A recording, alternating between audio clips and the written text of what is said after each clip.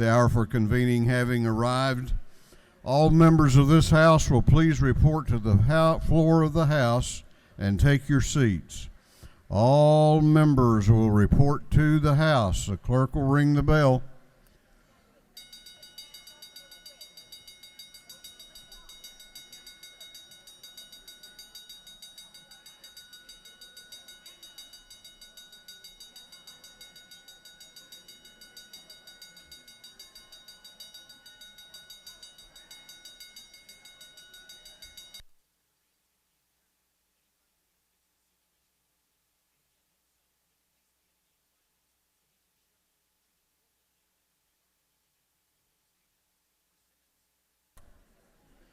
All members will report to their assigned positions.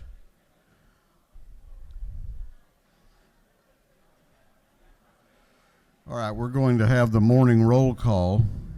All members present will please vote green to signify their presence in the chamber, and the clerk will unlock the machines.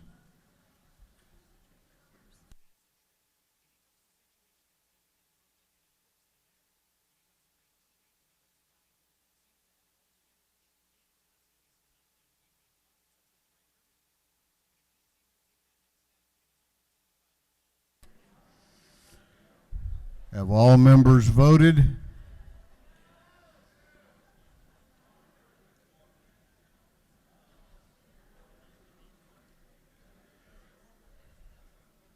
Have all members now voted?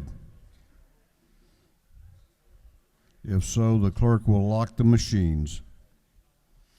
Doorkeepers will please close the doors and keep them closed. Well, good Friday morning to everybody. Beautiful day out there today. And we're going to begin our day with scripture reading and prayer by the chaplain, after which we will pledge allegiance to the flag of our country.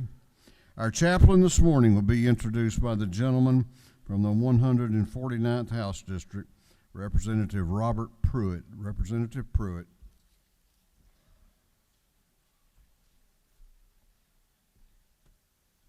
Thank you, Mr. Speaker. Good morning, colleagues. It's my privilege and honor this morning to introduce Pastor Cecil Barton. Pastor Barton is from Eastman, Dodge County. He's accompanied today by his wife of 27 years, Miss Joyce. She's out in the halls there. He has two children. A daughter, Alora, is a senior at UGA. Go Dogs. Go Dogs, he says. And his son, Aaron, is a senior at the Dodge County High School. Pastor Barton is a graduate from Mercer with a criminal justice. He also has a Master's of Divinity from New Orleans Theology Seminary, and he's working on his doctorate right now. He's also a member of, served in the U.S. Army, also with the Gulf War, so we appreciate his service from that point. And he'll be serving us up a little bit of wisdom today. Wisdom will be the topic. So Pastor Barton, please come and share with us.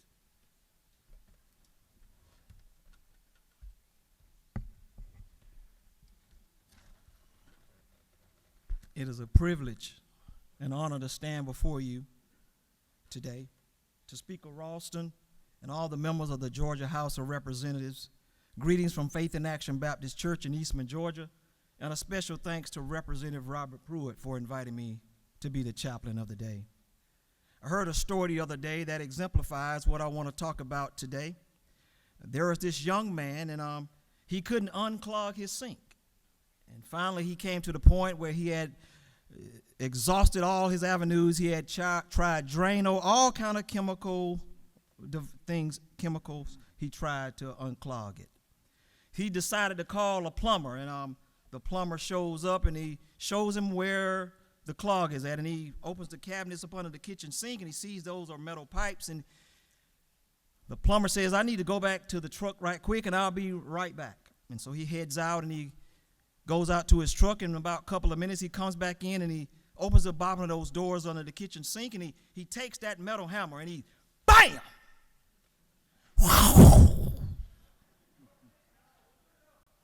The clog just shot through. And then he said, he looked at the young guy and he said, that'll be $75. The young man said, $75? All you did was hit the pipe with the hammer. The plumber looked at him and he says, but I know where to hit. So a lot of times we pay for wisdom. And that's what I want to talk about today. We all need wisdom. In fact, in this time of pandemic and in these times of financial upheaval and these uncertain days, we all need the thing we call wisdom. The Bible says in wisdom, the Bible teaches in wisdom in Proverbs 9:10, how do you get wisdom? It says the fear of the Lord. Let me say that one more time. The fear of the Lord is the beginning of wisdom, and knowledge of the Holy One is understanding.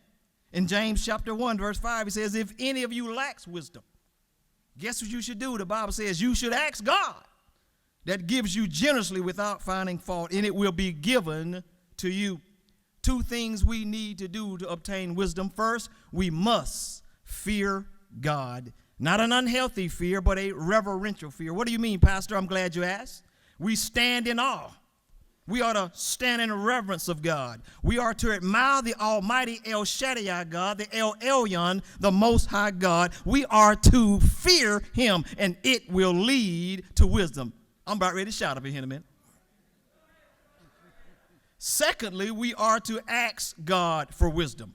And that's what James says. He says, you are to ask God for wisdom. If any of you lacks wisdom, ask God. So if we're going to have wisdom, we must ask God. We must be humble enough to ask.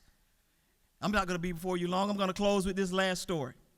I was a youth minister before I became a pastor, and I was outside one time, and we were having this fellowship with a lot of our teenagers. And one of the teenagers' name is Justin. He was a real low-key young man, and he didn't like to talk. And I was eating some boiled peanuts. Somebody say boiled peanuts. And I was eating those boiled peanuts. And Justin was coming closer and closer. I could see him out of my peripheral vision. And he kept getting closer and closer. I could almost feel his breath on my hair and breathing on my neck.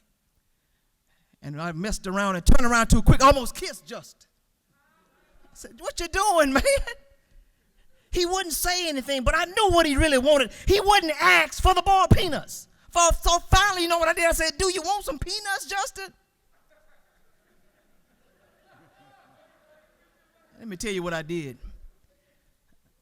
I wanted to give him the peanuts, but Justin wasn't ready to ask. And finally I said, do you really want some, Justin? He said, yes. That's how he said it, yes. I took the whole bag and I gave him all of the boiled peanuts. You know why I did that? Because he asked. Well, the Bible says if you want wisdom, you must fear God, you must ask God, and God will give it to you generously without finding fault. So here's the last thing I want to say. Don't be a Justin. Be humble enough to ask for wisdom. Amen. Let's stand together and we'll pray.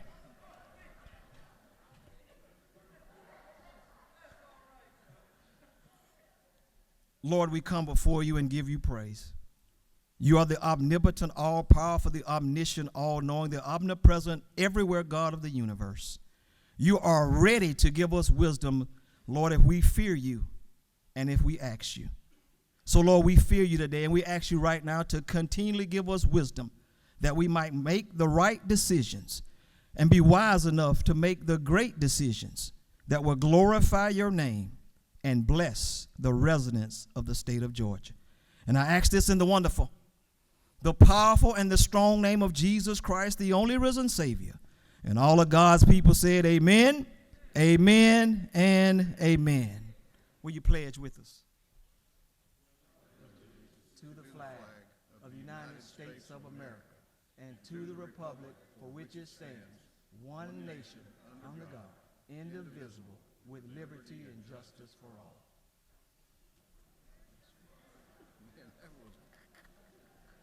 some good preaching back there. You could have taken that 2 more minutes, man. I tried to give it to you. Doorkeepers will unlock the doors.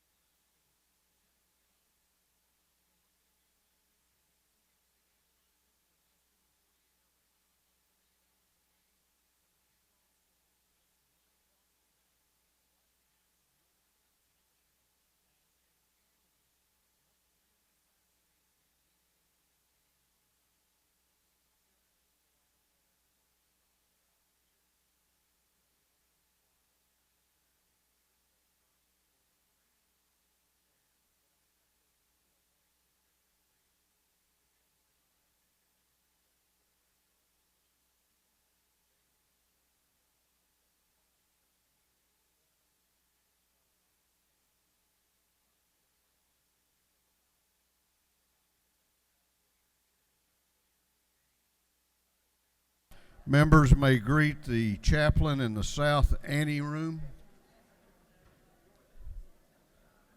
The chair recognizes Chairman Hogan, the chair of the Committee on Information and Audits. Thank you, Mr. Speaker. Your Committee on Information and Audits has read the journal of the previous legislative day and found it to be correct. And furthermore, Mr. Speaker, I can't change the direction of the wind, but I can adjust my sails and always reach my destination. Chairman Hogan, the chair of the Committee on Information and Audits, reports that the journal of the previous legislative day has been read and found to be correct. Is there any objection to the confirmation of the journal? The chair hears none, and the journal is confirmed. The clerk will read the resolution establishing the order of business for the day. Mr. Burns, on the 59th, moves following be established as the order of business in our first part of the period, unanimous consents. Introduction of bills and resolutions. First reading and reference of House bills and resolutions. Second reading of bills and resolutions. Reports of standing committees. Third reading and passage of uncontested local bills and resolutions. First reading and reference of Senate bills and resolutions. Morning orders.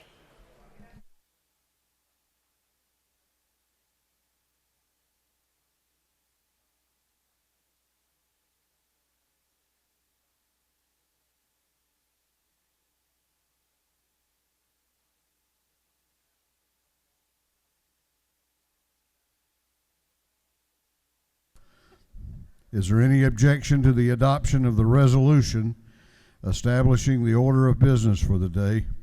The chair hears none, and the resolution is adopted. First reading of bills and resolutions. The clerk will read. House Bill 1300 by Representative Holmes, the 129th bill be titled Act amending that created Jasper County Water and Sewer Authority. Intergovernmental coordination. House Bill 1301 by Representative Hogan of the 179th, Watson of the 172nd, Campbell of the 15th, Bentley of the 139th, Meeks of the 178th, and others. Bill being titled Act to amend Chapter 60, Title 36 of the Official Code of Georgia Annotated relating to general provisions applicable to counties and municipal Governmental corporations. affairs. House Bill 1302 by Representative Bonner of the 72nd, Carpenter of the 4th, Lot of the 122nd. Meet the Act of the 73rd, McDonald of the 26th, and others. Bill be titled an Act to amend Chapter 7 of Title 48 of the Official Code of Georgia Annotated relating to income taxes. Ways and Means. House Bill 1303 by Representative Dickey, the 140th, England of the 116th, Perkle of the 155th, Irwin of the 28th, Bentley of the 139th, and others. Bill be titled an Act to amend Part 3 of Article 6 of Chapter 2 of Title 20 of the Official Code of Georgia Annotated relating to educational programs. Education. House Bill 1304 by Representative Hawkins, the 27th, Jackson, the 128th, Cooper, the 43rd, Dempsey, the 13th, Gaines, the 117th, and others. Bill be titled an Act to amend Title 31 of the Official Code of Georgia Annotated relating to health. Health and Human Services. House Bill 1305 by Representative Neal of the 74th and Mallow of the 163rd. Bill be titled an Act to amend Article 2, Chapter 7, Title 48 of the Official Code of Georgia Annotated relating to imposition rate computation, exemptions, and credits from state income tax. Ways and Means. House Bill 1306 by Representative Hughley of the 136th, Smith of the 133rd, Smyrie of the 135th, Williams of the 168th, Buckner of the 137th. Bill be titled an act to amend Article 1 of Chapter 5 of Title 49 of the Official Code of Georgia Annotated relating to children and youth services. Juvenile Justice. House Bill 1307 by Representative Houston and the 170th bill be titled an act to amend Title 25 of the Official Code of Georgia Annotated relating to fire protection and safety. Energy, Utilities, and Telecommunications. House Bill 1308 by Representative Williams, 148th, Taylor, the 173rd, Gamble, the 15th, Houston, the 170th, Jones, the 25th, and others. Bill be titled an act to amend Chapter 24, Title 33 of the Official Code of Georgia Annotated relating to insurance generally. Insurance. House Bill 1309 by Representative Thomas, the 65th, Schofield, the 60th, Lemon, the 99th, and Lewis Ward, the 109th. Bill be titled an act to amend Title II of the Official Code of Georgia Annotated relating to agriculture. Agriculture and Consumer Affairs. House Bill 1310 by Representative Donahue, the 30th, Byrd of the 20th, Gamble, the 15th, Gilligan, the 24th, and Cantrell of the 22nd. A bill to be entitled Act to amend Chapter 32 of Title 33 of the Official Code of Georgia Annotated relating to property insurance. Insurance. House Bill 1316 by Representative Neal, the 74th, and Taylor, the 173rd.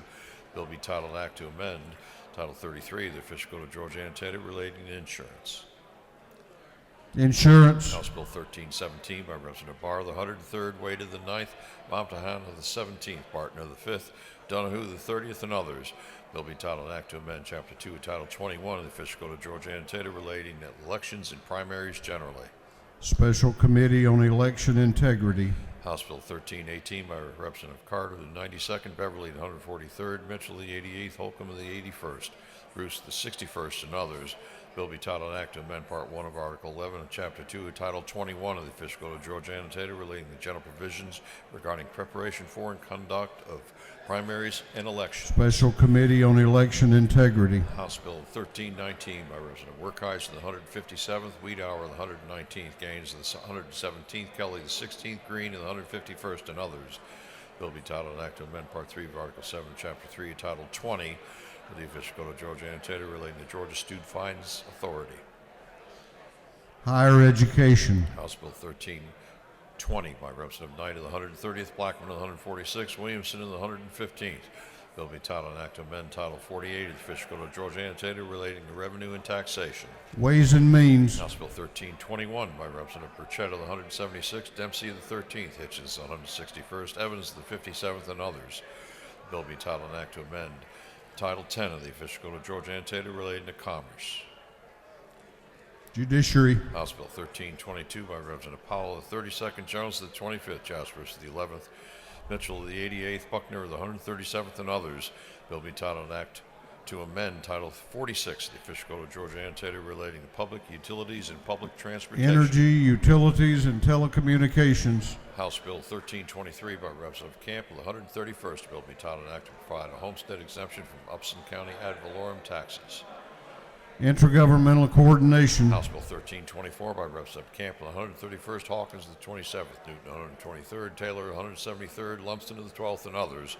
Bill be titled an act to amend Chapter 11 of Title 31 and Title 33 of the Official Code of Georgia Annotated relating to emergency medical services and insurance. Insurance. House Bill 1325 by Representative Camp of the 131st. Bill be titled an act to provide a homestead exemption from Upson County ad valorem taxes. Intergovernmental Coordination. House Bill 1326 by Representative Camp of the 131st. Bill be titled Act to provide a homestead exemption from Upson County ad valorem taxes. Intergovernmental Coordination. House Bill 1327 by Representative Camp of the 131st. Bill be titled Act to provide a homestead exemption from Upson County ad valorem taxes. Intergovernmental Coordination. House Bill 1328 by Representative Camp of the 131st. Bill be titled Act to amend the Act to provide a homestead exemption of $10,000 for all Upson County ad valorem taxes. Intergovernmental Coordination. House Resolution 757 by Representative Chokas, the 138th, a resolution honoring the life of Sheriff Horace Irving Snyder and dedicating a mile of road in his memory. Transportation. House Resolution 758 by Representative Neal, the 74th, a resolution encouraging all employers in Georgia to adopt streamlined job application processes. Industry and Labor. House Resolution 759 by Representative Neal, the 74th, and Gilliard, the 162nd, a resolution urging local law enforcement agencies to establish public safety ambassador units. Public Safety and Homeland Security. Senate Bill 231 by Senator Anna Duarte, the 31st, Payne, the 54th. Parent of the 42nd, Albers the 56th, Halpern of the 39th, and others. Bill be titled an act to amend Chapter 2 of Title 20 of the Official Code of Georgia Annotated relating to elementary and secondary education. Education. Senate Bill 277 by Senator Mullis the 53rd, Harper the 7th, Huffstetler the 52nd, Ginna the 47th. Bill be titled an act to amend Part 3 of Article 4 of Chapter 11 of Title 16 of the Official Code of Georgia Annotated relating to carrying and possession of firearms. Public safety and homeland security. Senate Bill 340 by Representative Kirkpatrick of the 32nd, Watson the 1st, Burke of the 11th, Dugan of the 30th, Iowa of the 48th, and others. Bill be titled an act to amend Code Section 31-795 of the Official Code of Georgia Annotated relating to funding of medical education. Health and Human Services. Senate Bill 358 by Senator Kirkpatrick of the 32nd, Thompson of the 14th, Harbison of the 15th, Robertson of the 29th, Anna Duarte of the 31st, and others. Bill be titled an act to amend Code Section 3555 of the Official Code of Georgia Annotated relating to Georgia Public Safety Training Center. Public safety and homeland security. Senate Bill 361 by Senator Walker of the 20th, Harbison of the 15th, Mullis the 53rd, Cowser of the 46th, Albers the 56th, and others. Bill be titled an act to amend Chapter 7 of Title 48 of the Official Code of Georgia Annotated relating to income taxes. Ways and Means. Senate Bill 453 by Senator Kenny the 18th. A bill be titled an act to amend an act known as the Macon Water Authority Act. Intergovernmental coordination. Senate Bill 457 by Senator Burns of the 23rd and Anderson of the 24th. A bill be titled an act to amend an act providing for the consolidation of Richmond County and the city of Augusta. Governmental Affairs. Senate Bill 458 by Senator Burns the 23rd and Anderson the 24th. A bill be titled an act to amend an act regulating public instruction for the county of Richmond. Governmental Affairs. Senate Bill 462 by Senator Summers of the 13th. A bill be titled an act to amend an act reconstituting the Board of Education of Lee County. Intergovernmental coordination. That completes first readers. Second reading of bills and resolutions. The clerk will read. House Bill 1288 by Representative Taylor of the 173rd, Williams of the 145th, Bentley of the 139th, Dempsey of the 13th, Collins of the 68th, and others. A bill relating to State Employees Assurance Department. House Bill 1289 by Representative Taylor of the 173rd, Stevens of the 164th, Petrie of the 166th, Hogan of the 179th, Buckner of the 137th, and others. A bill relating to surface mining. House Bill 1290 by Representative Corbett of the 174th, LaHood of the 175th, Burchett of the 176th, Watson of the 172nd, Rhodes of the 120th. A bill relating to exemptions from sales and use taxes. House Bill 1291 by Representative Smith of the 133rd, Williams of the 148th, Wiedauer of the 119th, Williamson of the 115th, Fry of the 118th. A bill relating to exemptions from sales and use tax. House Bill 1292 by Representative Jaspers of the 11th, Mathis of the 144th, Irwin of the 28th, England of the 116th, Perkle of the 155th. A bill relating to education. House Bill 1293 by Representative Lim of the 99th, Wynn of the 89th, Byrd of the 20th, and Park of the 101st. A bill relating to general provisions of state government. House Bill 1294 by Representative Corbett of the 174th, Rhodes of the 120th, the Rickey of the 169th, LaHood of the 175th, Ridley of the 6th. A bill relating to government agent to access abandoned mobile home, lien on intact mobile home, derelict mobile homes, notice and governmental immunity. House Bill 1295 by Representative Corbett of the 174th, Irwin of the 28th, Wade of the 9th, Dubnick of the 29th. A bill relating to employment under the Equality Basic Education Act.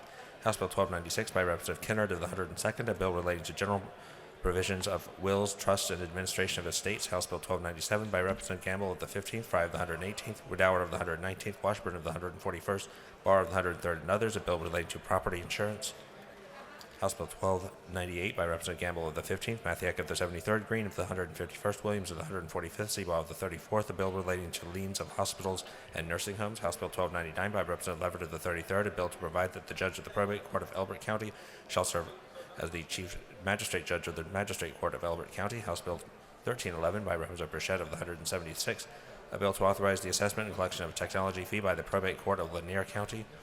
House Bill 1312 by Representative Houston of the 170th, a bill to amend an act to creating the Board of Education of Berrien County. House Bill 1313 by Representative Burchett of the 176th, a bill to amend an act creating the Office of Commissioner of Roads and Revenues of the County of Atkinson. House Bill 1314 by Representative Camp of the 131st, a bill to amend an act to provide for the merger and consolidation of the existing Upson County school system and the existing City of Thomaston independent school system into a single county-wide school system. House Bill 1315 by Representative Burchett of the 176, a bill to amend an act constituting the Board of Education of Atkinson County. House Resolution 756 by Representative Leverett of the 33rd, Stevens of the 164th, Bentley of the 139th, Fry of the 118th, Blackman of the 146th and others, a resolution proposing amendment to the Constitution so as to provide that the qualified low-income building projects may be classified as a separate class of property for ad valorem property tax purposes. Senate Bill 370 by Senator Cowsert of the 46th, Hufstetler of the 52nd, Payne of the 54th, Jones the 2nd of the 22nd, Parrott of the 42nd, and others, a bill relating to income taxes. Senate Bill 406 by Senator Hickman of the 4th, a bill to amend an act reconstituting the Board of Education of Effingham County. Senate Bill 407 by Senator Hickman of the 4th, a bill to amend an act creating the Board of Commissioners of Effingham County. Senate Bill 409 by Senator Payne of the 54th, a bill to revise and restate the law relating to Whitfield County Board of Education. Senate Bill 410 by Senator Payne of the 54th and Hufstetler of the 52nd, a bill to amend an act to create a new Board of Education for Gordon County. Senate Bill 411 by Senator Anna Duarte of the 31st, a bill to amend an act to provide for the election of the members of the Board of Education of Haralson County. Senate Bill 412 by Senator Anna Duarte of the 31st, a bill to amend an act creating the Board of Commissioners of Roads and Revenues in and for the County of Polk. Senate Bill 413 by Senator Anna Duarte of the 31st, a bill to amend an act providing a new Board of Education for the county for Polk County. Senate Bill 414 by Senator Tillery of the 19th, a bill to amend an act to recreate and establish the Board of Commissioners of Long County. Senate Bill 415 by Senator Tillery of the 19th, a bill to amend an act providing for the election of the Board of Education of Long County. Senate Bill 416 by Senator Tillery of the 19th, a bill to amend an act reconstituting the Board of Commissioners of Telfair County. Senate Bill 417 by Senator Harper of the 7th, a bill to amend an act creating the Board of Education of Berrien County. Senate Bill 418 by Senator Harper of the 7th, and a bill to amend an act creating the Board of Commissioners of Roads and Revenues of Berrien County. Senate Bill 422 by Senator Goodman of the 8th, a bill to amend an act to supersede the laws pertaining to the governing authority of Lowndes County. Senate Bill 423 by Senator Goodman of the 8th, a bill to amend an act providing for the number of members and the election of members of the Board of Education of Lowndes County. Senate Bill 424 by Senator Goodman of the 8th, a bill to amend an act creating the Board of Commissioners of Brooks County. Senate Bill 425 by Senator Goodman of the 8th, a bill to amend an act creating a new Board of Education of Lanier County. Senate Bill 426 by Senator Goodman of the 8th, a bill to amend an act creating a Board of Commissioners of Lanier County. Senate Bill 427 by Senator Goodman of the 8th, a bill to amend an act providing for the election of members of the Board of Education of Clinch County. Senate Bill 428 by Senator Goodman of the 8th, a bill to amend an act creating a Board of Commissioners of Clinch County. Senate Bill 429 by Senator Goodman of the 8th, a bill to amend an act to provide for the reapportionment of the Board of Education of Brooks County. Senate Bill 432 by Senator Burns of the 23rd, a bill to amend an act for the election and creation of a Board of Commissioners of Screven County. Senate Bill 433 by Senator Burns of the 23rd, a bill to amend an act providing for the election of members of the Board of Education of Screven County. Senate Bill 434 by Senator Burns of the 23rd, a bill to amend an act providing a Board of Commissioners of Warren County. Senate Bill 436 by Senator Kennedy of the 18th, Lucas of the 26th, and Jones of the 25th, a bill to amend an act to provide for the restructuring of the City of Macon, City of Payne City, and Bibb County.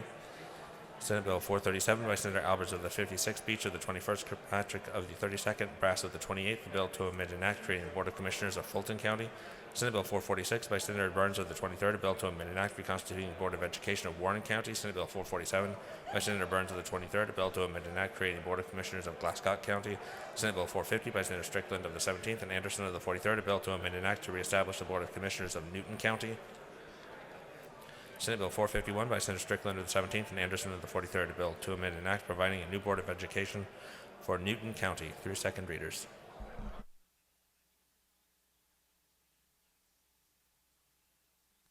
Reports of standing committees. The clerk will read. Representative John LaHood of the 175th District, Chairman of the Committee on Game, Fish, and Parks, submitted the following report. Mr. Speaker, your Committee on Game, Fish, and Parks is under consideration the following bills of the House. Instructed me to report the same back to the House. The following recommendations: House Bill 1147 do pass. House Bill 1148 do pass. House Bill 1233 do pass by substitute. Respectfully submitted, John LaHood of the 175th District, Chairman. Representative Abstration of the 104th District, Chairman on Committee on Judiciary, submitted the following report. Mr. Speaker, your Committee on Judiciary has had under consideration the following bills of the House and instructed me to report the same back to the House with the following recommendations. House Bill 974 do pass by substitute. House Bill 1137 do pass. House Bill 1271 do pass by substitute. House Bill 1274 do pass. House Bill 1275 do pass by substitute. Respectfully submitted, Representative Abstration of the 104th District, Chairman. Representative Shaw Blackman of the 146th District, Chairman on Committee on Ways and Means, submitted the following report. Mr. Speaker, your Committee on Ways and Means has had on consideration the following bills of the House and the Senate. Has instructed me to report the same back to the House with the following recommendations. House Bill 1223 do pass. Senate Bill 87 do pass by substitute. Respectfully submitted, Representative Shaw Blackman of the 146th District, Chairman. Representative Jan Tankersley, 160th District Chairman on Committee on Intergovernmental Coordination Local, submitted the following report. Mr. Speaker, Committee on Intergovernmental Coordination Local set under consideration the following bills of the House and the Senate and is instructed me to report the same back to the House with the following recommendations. House Bill 1226 do pass. House Bill 1227 do pass. House Bill 1229 do pass. House Bill 1235 do pass. House Bill 1245 do pass. House Bill 1264 do pass. House Bill 1284 do pass. House Bill 1285 do pass. House Bill 1286 do pass. House Bill 1287 do pass. Senate Bill 384 do pass. Senate Bill 385 do pass. Senate Bill 391 do pass by committee substitute. Senate Bill 392 do pass. Senate Bill 399 do pass. Senate Bill 400 do pass. Senate Bill 401 do pass. Senate Bill 402 do pass. Senate Bill 430 do pass. Senate Bill 431 do pass. House Bill 1228 do pass. House Bill 1230 do pass. Respectfully submitted, Representative Jan Tankersley, the 160th District, Chairman. That completes the reading of the reports of standing committees.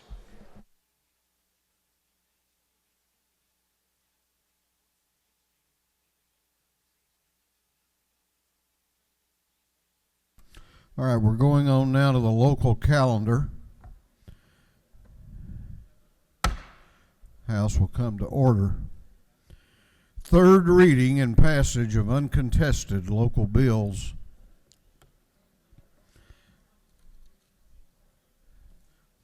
That we have both a local calendar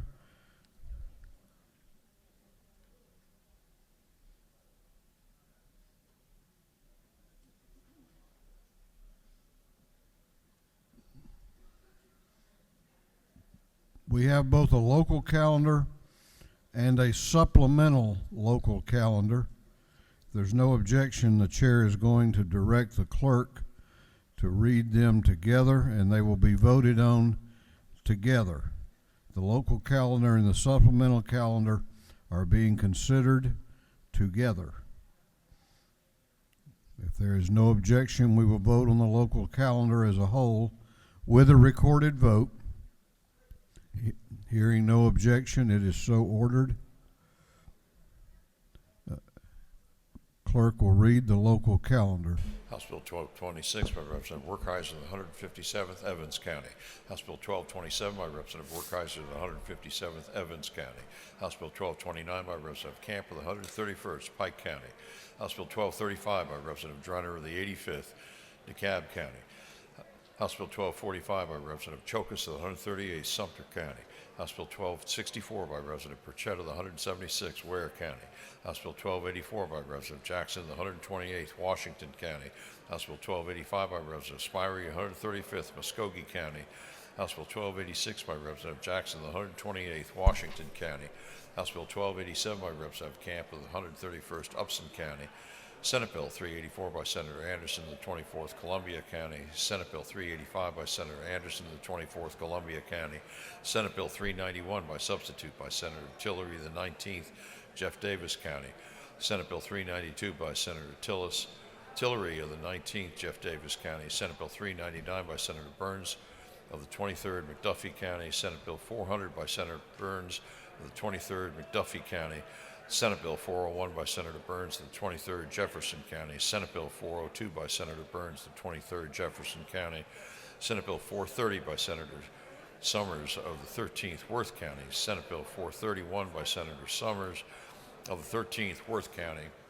House Bill 1228 by Representative Camp of the 131st Lamar County. And House Bill 1230 by Representative Camp of the 131st Lamar County.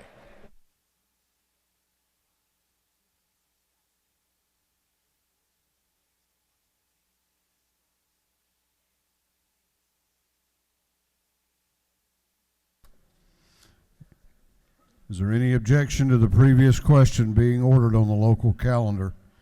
The chair hears none. The previous question is ordered. Is there any objection to agreeing to the report of the committee, which was favorable to the passage of the bills? The chair hears none. The report of the committee is agreed to. Shall these bills now pass? All those in favor of the passage of the bills on the local calendar and the supplemental local calendar will vote aye. Those opposed will vote no, and the clerk will unlock the machines.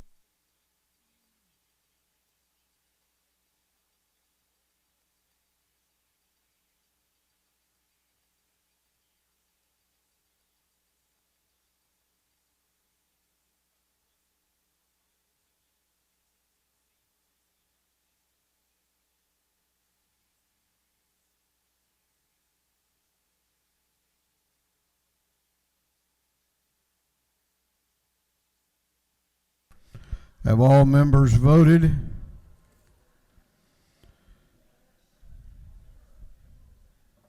Have all members voted?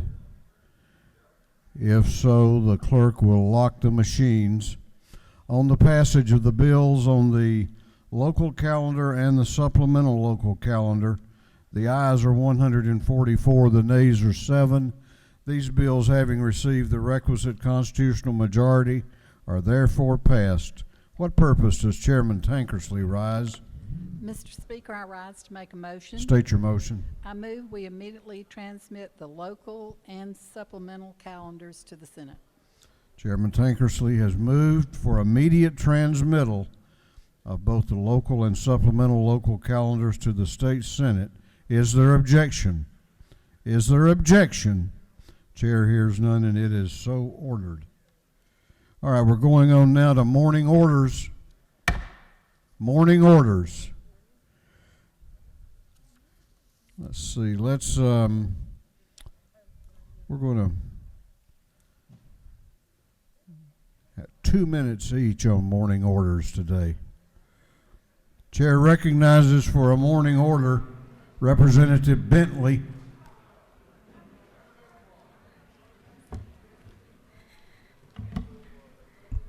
Thank you, Mr. Speaker, and happy Friday, colleagues.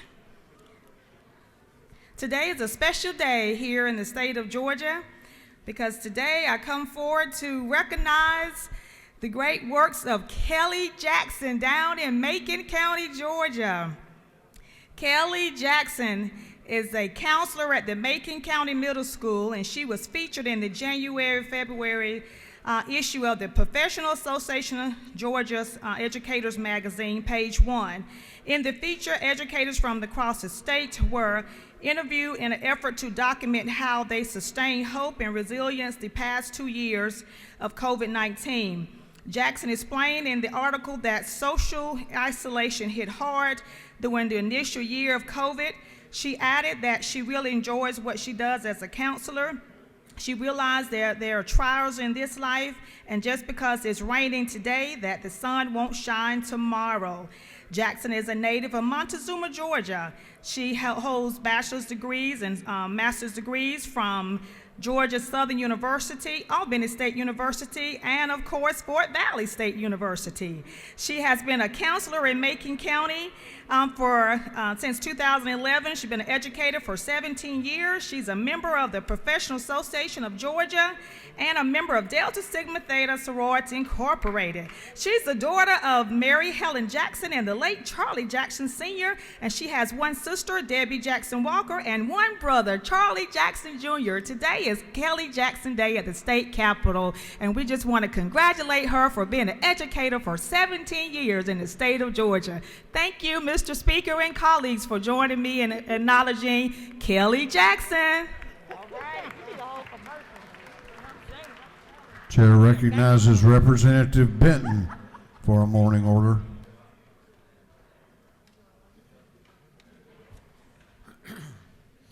Thank you, Mr. Speaker. Want to call attention to the members, for the members of the House about 2 birthdays, one today, one tomorrow. Today, February the 11th, is Jackson County's birthday. That is my home county. Today, Jackson County is 226 years old. It was carved off of Franklin County. It was named in honor of General James Jackson. The county was originally 1,800 square miles. In 1801, the General Assembly granted 40,000 acres of land in the county for a state college, Franklin College. Classes began that year. The same year, the town of Athens was developed around the school and a new county was created, Clark, from Jackson County. Other counties created from Jackson were Madison, Walton, Gwinnett, Hall, Banks, and Barrow. Tomorrow is a little older birthday. Tomorrow is Georgia's birthday, February the 12th, 1733. That makes Georgia 289 years old. It was founded by English colonists. They were led by James Oglethorpe. They sailed up the Savannah River and landed at Yamacraw Bluff and founded the town of Savannah, the first permanent English settlement in Georgia. There were 4 reasons for Georgia, as stated in the charter: trade, defense of South Carolina, religious freedom, home for debtors. It was only successful at defense of South Carolina and religious freedom. They were not able to develop the type of trade that they were wanting in wine and silk, and no debtor ever came to Georgia. Thank you, Mr. Speaker. I'll yield the way. Representative, I thought you were going to tell them who else's birthday's tomorrow. You know who else has a birthday tomorrow? Abraham Lincoln.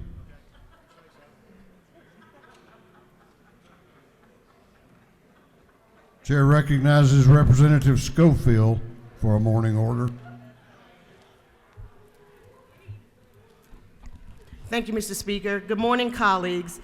As we are well aware, February is Black History Month, a time to celebrate, acknowledge, and reflect on the contributions made by African Americans from past, present, and future. As a proud African American woman whose lineage is traced back to Senegal, I, like many of my colleagues, come from a family of doctors, lawyers, architects, tradesmen, business owners, teachers, artists, white and blue-collar workers, all who have contributed to this nation in ways often overlooked. My history was taught to me by my parents, my teachers, my pastors, my colleagues, and each day that God allows me to open my eyes, my life contributions will become somebody's history. As a member of this collective body, our history, whether good, bad, or ugly, has shaped the foundational and fundamental core values of who we are. My history is longer than the 28 days allotted and deeper than words in books. No one can deny, devalue, diminish, or disrespect my history because I am my history.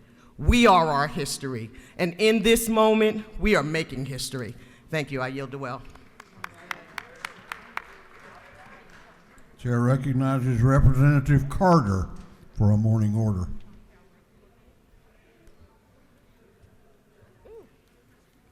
Thank you, Speaker Ralston.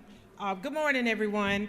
I wanted to take a moment to ask you all to stand with me as we remember Mrs. Martha Calloway.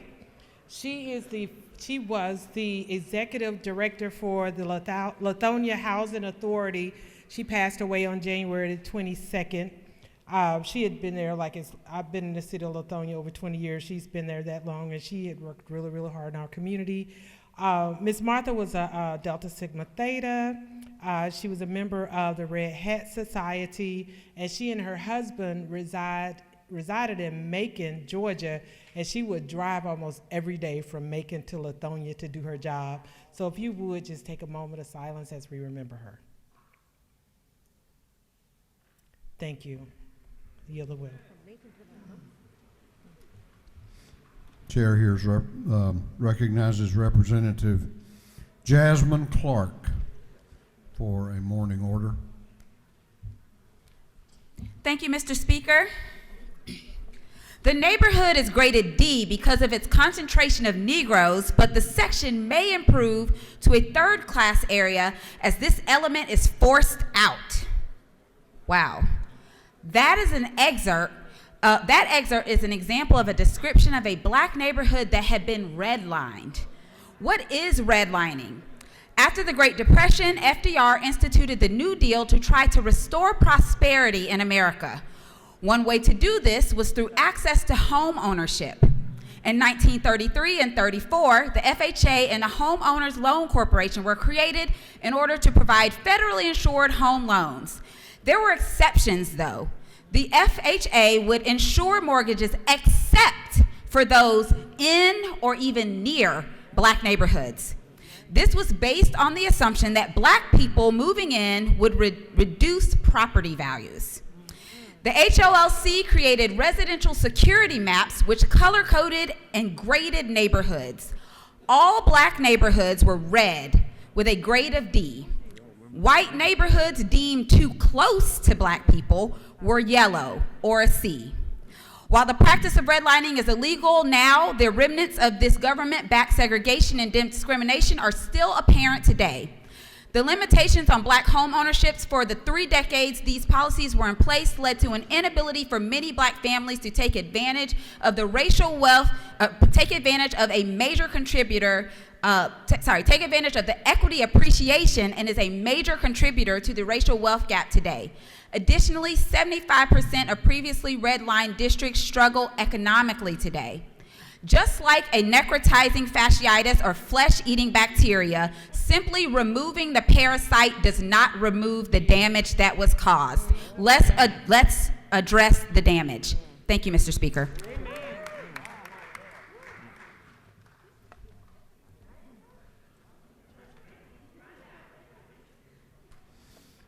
Chair recognizes Representative Hutchinson for a morning order. Good morning, colleagues. Today I bring to you 13-year-old Jameer. Jameer is an energetic, fun-loving, thoughtful, creative boy who likes to draw, skate, and run. He also enjoys listening to hip-hop music. He likes playing the game of life, computer games, football, and watching the movie Roll Bounce, and football games. Jameer is one of the hundreds of children who are available for adoption in the state of Georgia.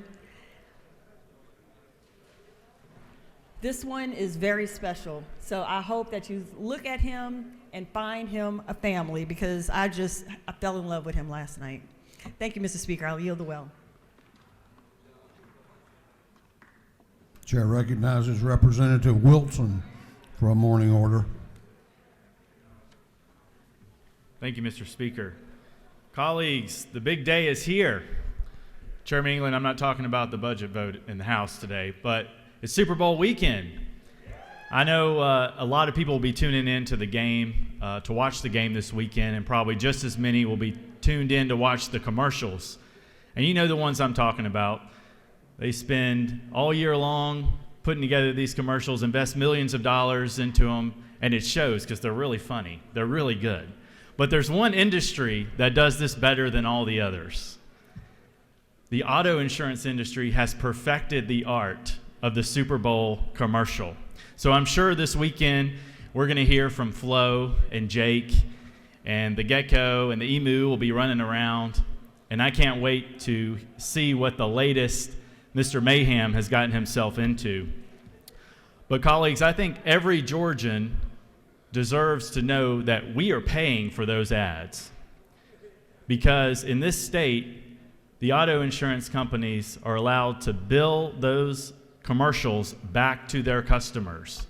So they are allowed to take out the most expensive airtime all year long to sell their products, and then turn around and bill back the people who have already paid for their products. And that's legal in this state. If you believe that that is outrageously unfair to Georgia consumers, as I do, please come talk to me and let's do something about it. Thank you. Chair recognizes Representative Matthew Gamble for a morning order.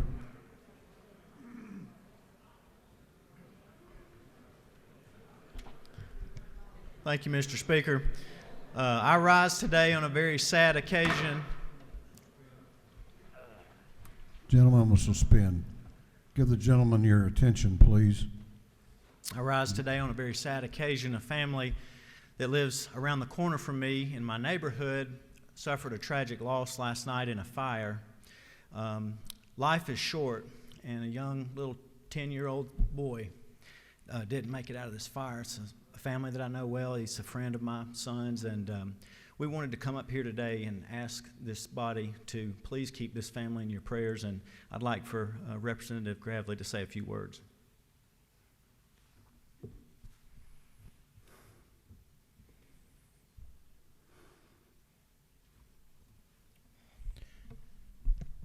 This morning I was asked to pray for a family in caucus meeting, and we do. Both caucuses asked for prayer requests. And I heard it immediately. I thought, oh my gosh, what a tragedy. I didn't know that it was a very dear friend of mine that I was praying for. So I would urge everyone this weekend, tell your family and your children you love them. Hug them. And when you pray and you ask the Lord, you go into that communication with our Father. You never know who you're lifting up. In that moment, you never know who needs you. Y'all join us in a moment of silence for this family.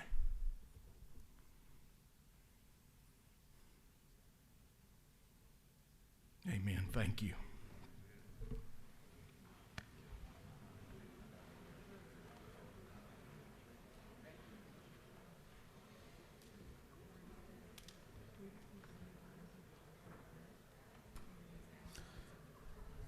We are about to go on to the rules calendar. Members of the House will please take your seats and come to order. Clerk will read the caption to House Bill 1011. House Bill 1011 by Representative Hogan of the 179th and others, to be titled an act to amend Chapter 8 of Title 40 of the Official Code of Georgia relating equipment and inspection of motor vehicles so as to exempt low-speed vehicles from permitting requirements relating to amber strobe lights or emergency vehicle designation. This bill having referred to the Committee on Motor Vehicles, that committee recommends that this bill do pass. Chair recognizes Chairman Don Hogan to present the bill. Thank you, Mr. Speaker and members of the House. I have a very, very simple bill today, which exempts low-speed vehicles from having to get a permit for a strobe light. They're required to carry a strobe light on top of the vehicle that will reach out to warn other travelers coming in their direction for at least 500 feet. So this is to exempt them from having to have a permit for the strobe light. They're required by state law to have that. And I think it's just a consumer bill and does very well to our constituents out there who have low-speed vehicles. That's the bill, and we welcome your vote positively for this bill because it's a good bill. Do you yield for any questions? I'll yield for a couple. Chair recognizes Representative Jasmine Clark to your left for a question. Thank you, Mr. Speaker. Does the gentleman yield? I yield. Thank you very much for this presentation. I just want to be clear. So if I, for example, have a tractor and I'm cleaning up on the side of the road or something, I can have the strobe light, but no one, so any person could just be on the side of the road with a low-speed vehicle and attach an amber strobe light to the top without there being any, I guess, list of the people who are permitted to do this? They're required, if they're a low-speed vehicle, they're required to have a strobe light in public property and on public roads, up to 35 miles an hour. If it's a 45-mile-an-hour roadway, they're not allowed on that roadway. Thank you. You have no further questions. Thank you, Mr. Speaker, and I ask for your favorable consideration, and I yield the well. Is there any objection to the previous question being ordered? The chair hears none. The previous question is ordered. Is there any objection to agreeing to the report of the committee, which was favorable to the passage of the bill? The chair hears none. The report of the committee is agreed to. Shall this bill now pass? All those in favor of the passage of the bill will vote aye. Those opposed will vote no, and the clerk will unlock the machines.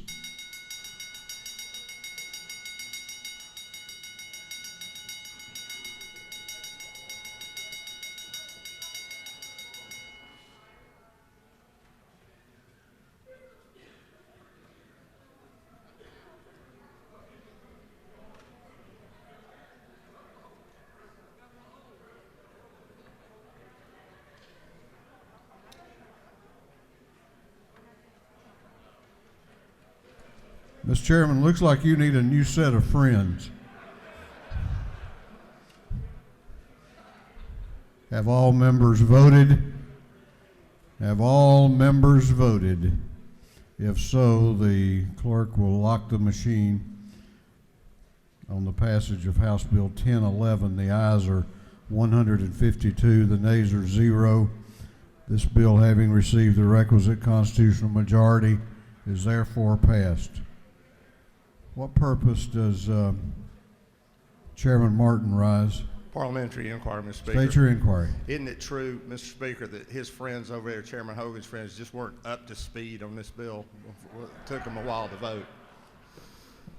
He runs with a pretty fast crowd. I don't know.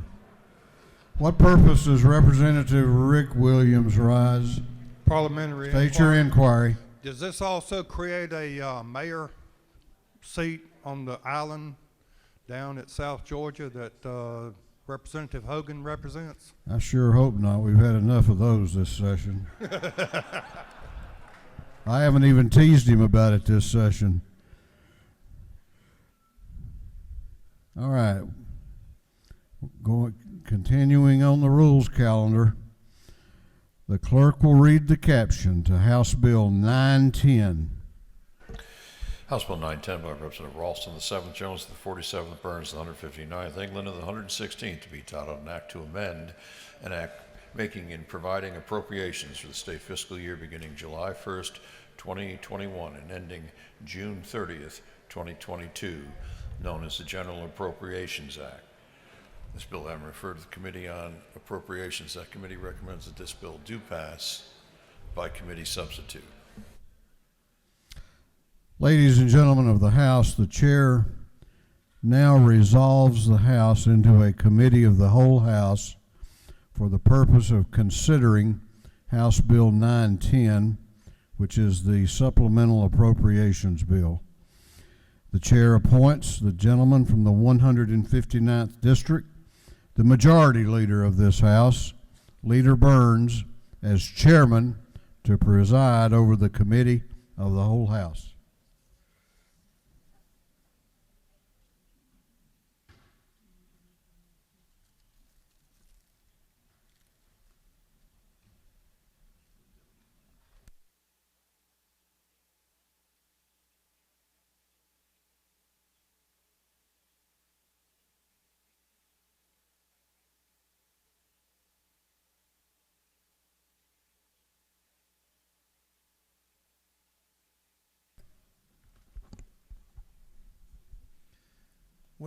Well, good morning, colleagues. It's a good Friday, right? All Fridays are good. So we have a little business to attend to this morning. So at this time, the chair will recognize the gentleman, looks like he's ready, will recognize the gentleman from the 116th District, Representative England, to present the bill, House Bill 910. Mr. Chairman. Thank you, Mr. Chairman. Good morning, everyone. Wow, I've already put you to sleep. Good morning, everyone. Thank you. That's better. That's better. One housekeeping thing real quick. If you will, look on your desk and you'll see the budget highlights that have been printed out and placed on your desk as well. It just kind of gives you a synopsis on that, on what we'll be taking up here in just a few minutes. But thank you to all of you, and thank you for all of you that have worked so hard through this process on this amended budget over the last couple of 3 weeks. Been many hours put in by committee members and by our subcommittee chairs and everyone that's part of this budget process. But I also need to thank a few special people, and one of those, Director Kelly Farr at OPB. We have worked all summer and it feels like we've worked together constantly, almost hour by hour over the last 2.5 years as we have addressed many of the issues that have come up during this pandemic. And I just want to thank he and his staff there at OPB for the work that they've put in into the document that we started with. And of course, we've taken it a little bit further because they, of course, have to lock their budget down in December. Also, there's part of them are sitting up here on the front row. I don't think everybody's here with us this morning. but the House Budget and Research Office staff, Martha and Christine, and all of our family that works over there. An incredible group of people. You've all worked with them on various issues, and it's not just budgetary issues. We all work with them on many other issues. But without them, none of this would be possible for us to be here today, taking up this budget and to operate, quite frankly, year-round, because it's one of those things. They have a job that while we're here for 3 months and then we're back home 9 months working and helping constituents, they're here day in and day out answering our questions or asking of the agencies the questions we may have that they're seeking answers for. And one that I've gotten in trouble for not thanking, as I think so many other people, and that would be my bride at home, Cindy. She's the one that puts up with me being gone awful lot, just like many of your spouses do the same thing. We're all on the road. We've got things to go do, people to see, and meetings to be in, and all those things. And they hold the fort down at home. And you know, I've been blessed now for over 30 years to call her my bride, and I just want to tell her thank you as well. As you look at the tracking document before you today, and the version of the bill, there are 3 significant takeaways in this amended budget: education, employees, and infrastructure. You know, the one thing that we do in the amended budget every year is address education. We address the midterm adjustment for those students that have shown up halfway through the year. And so you'll see that taken care of in this budget. And we adjust that for those local systems to hold them harmless. This year's mid-year adjustment is $93 million to provide for almost 12,000 more students that have shown up. Beyond the mid-year adjustment, however, Governor Kemp had proposed, and we're agreeing, to fully fund QBE formula. If you'll recall, during the pandemic, the worst part of the pandemic, we were just not sure what was going to happen to state revenues. And unfortunately, we had to make cuts across the board with everyone. But we've gone back to backfill that cut, and that's about $383 million going back to those local school systems. And remember, that will also be fully funded in the 23 budget. So if you look at a snapshot in time of the last 5 years, 4 of those 5 years we have fully funded QBE.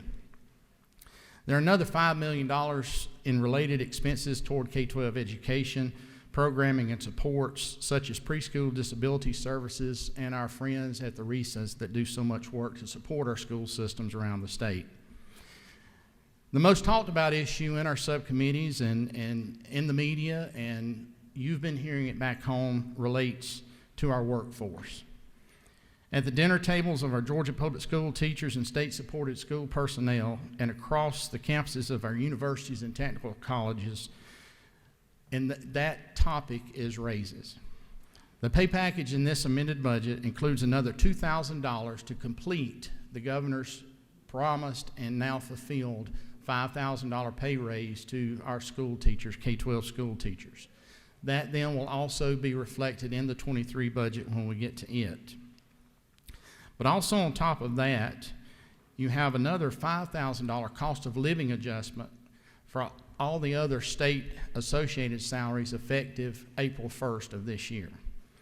This is the first, hear me here, the first cost of living adjustment that we as a state have been in the fiscal condition to be able to give to our employees in over 14 years. We've done merit. Give yourselves a hand on that. We've been able to do merit increases over the years, but this is the first time that we've been able to adequately adjust and pay for these COLAs. It's no one's fault. It's the creature or the basis of our economy. If the economy's not doing good, we're not doing good, and so it handicaps us for being able to recognize that. But we are taking care of that at this point. For the months prior to April 1st, and the COLA kicking in then in their paychecks for the remainder of that quarter, the $5,000 a year increase is treated as a one-time supplement earned for each pay period of employment beginning from the July 1st start of the 22 budget up until the March 31st, last pay period up to that. So those will be paid as a one-time bonus up to that point, and it'll be $3,750. So for an employee that has been on the payroll since July 1st of last year, they will see a one-time supplement payment of $3,750, and then the remainder of the $1,250 will be added to their paycheck for that last quarter. For employees that were hired after July 15th, the supplement is commensurate with the number of pay periods from their hire date. For an employee hired on March the 1st of this year, for an example, has 2 qualifying pay periods during that supplement and will receive around $415, $416 as a supplement to them. But then again, as I said, it will be added then into their paycheck for the remainder of that quarter. It is important to note that the chairs and our members of our subcommittees have been doing this an awful long time. We've got a lot of institutional knowledge among our committee and among our staff. And knowing that, as we were continuing to look through all of this and recognizing our state employees, but we realized that there are another 20,000 state employees out there that are paid from other fund sources, maybe federal grants, it could be from fees, it could be from a lot of different payer sources. They're not provided for or paid for directly out of the state budget. So we understand that those individuals deserve that same recognition. They're a state employee, they're benefit eligible, and they deserve the same recognition as those, because many times they don't realize that their payer source may not be the actual state treasury. The funds flow through, but they may not realize when they see their check, it doesn't say paid for with federal funds. So they're a state employee, and we're recognizing those 20,000 individuals also with the same supplement. You know, normally we adjust in adjustments like this. This is something we've really never done in the state before, never done in an amended budget before. But usually when these kind of things are done, there's usually headroom within budgets to be able to do that. However, with us doing it now, and with basically 1 quarter being left for this to take effect, that's the reason that you see what we're doing in the budget as it relates to that. So for instance, for 2 inspectors, say Department of Ag inspectors that are out there inspecting food products for us, one may be either other funds or federal fund paid, the other one may be a state employee, but they're a state funded employee, but they're both state employees. They don't necessarily know where their pay stream is coming from, but they're both state employees and they both deserve to be recognized. It should not matter to them whether it's a state funded position or an other funded position. You know, as we move through this, we also see a lot of our human infrastructure that relates to how we service our constituents and those sorts of things. And so we've also, in some of those human service agencies and human services pieces, we have also made sure that those people are also recognized. And you'll see that as we go through the budget here in a little bit. But we also remember that we have individuals at home in our local school systems that are helping make the atmosphere in that school building warm and inviting and safe for those individuals. So we've also made sure that our custodians, our school nutrition workers, our bus drivers, all of those individuals, while they are not state employees, they are local employees, but we're also providing a $1,000 one-time supplement to them for what they've put up with and what they've had to deal with over this last year.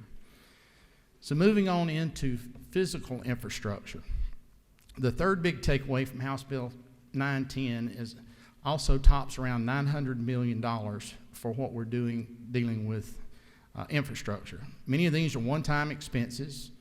Most of these are one-time expenses, such as $32.3 million to replace 789 vehicles, vans, and buses, as well as $193 million to replace 1,747 school buses that are at or past their useful life.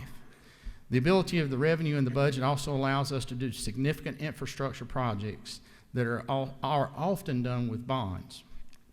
$86.9 million for equipment, technology replacement, and furnishing for construction projects nearing completion, as well as $106.6 million for regular maintenance, repairs, and construction design, and exciting advancements for the future through the property transformations, most notably safer prisons and a safer Capitol Hill for the agencies that serve here and our employees.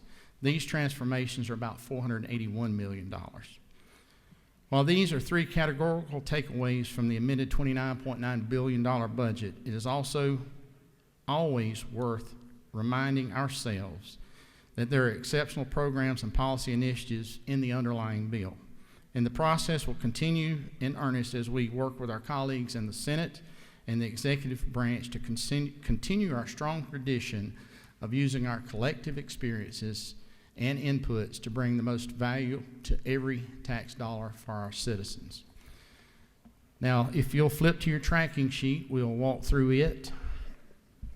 Those of you that were in the committee yesterday, I'm sorry that you're going to hear much of the same thing, but it is time for our fellow members of the House to hear the same stuff too. So I'm not going to go through every change. You can say thank you, amen, whatever. I'm not going to go through every change because a lot of the changes that you're going to see are related either to the $5,000 supplement for our state employees or the $5,000 supplement to our other funded employees. So a lot of agencies, you'll see changes there, but that's all tied back to those things. I will point out some of the bond and cash items that we did pull forward out of the 23 budget to take care of that are all one-time expenditures. So in the state Senate, no changes. In the House of Representatives, Section 2, you'll see the adjustment there and truing up of the number at 2.1.1 for our state employees, the employees here of the General Assembly. Section 3, General Offices, or Joint Offices of the General Assembly.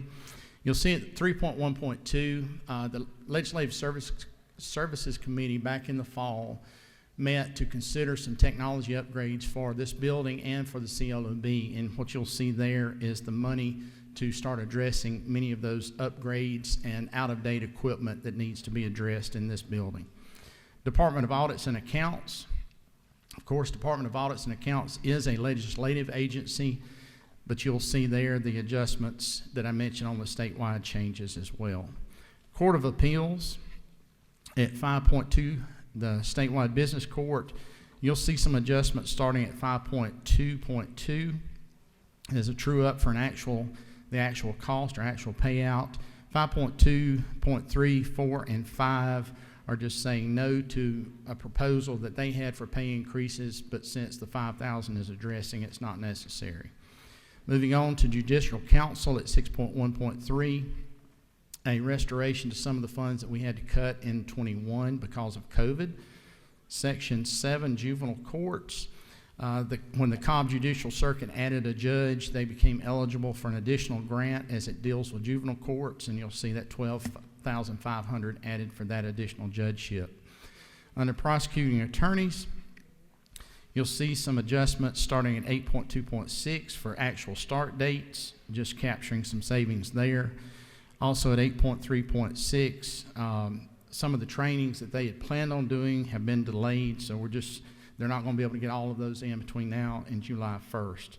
And then at 8.3.7, just an adjustment for what the actuals are. Superior Courts, just one small change down at 9.3.5, dealing with the start dates of some new positions there.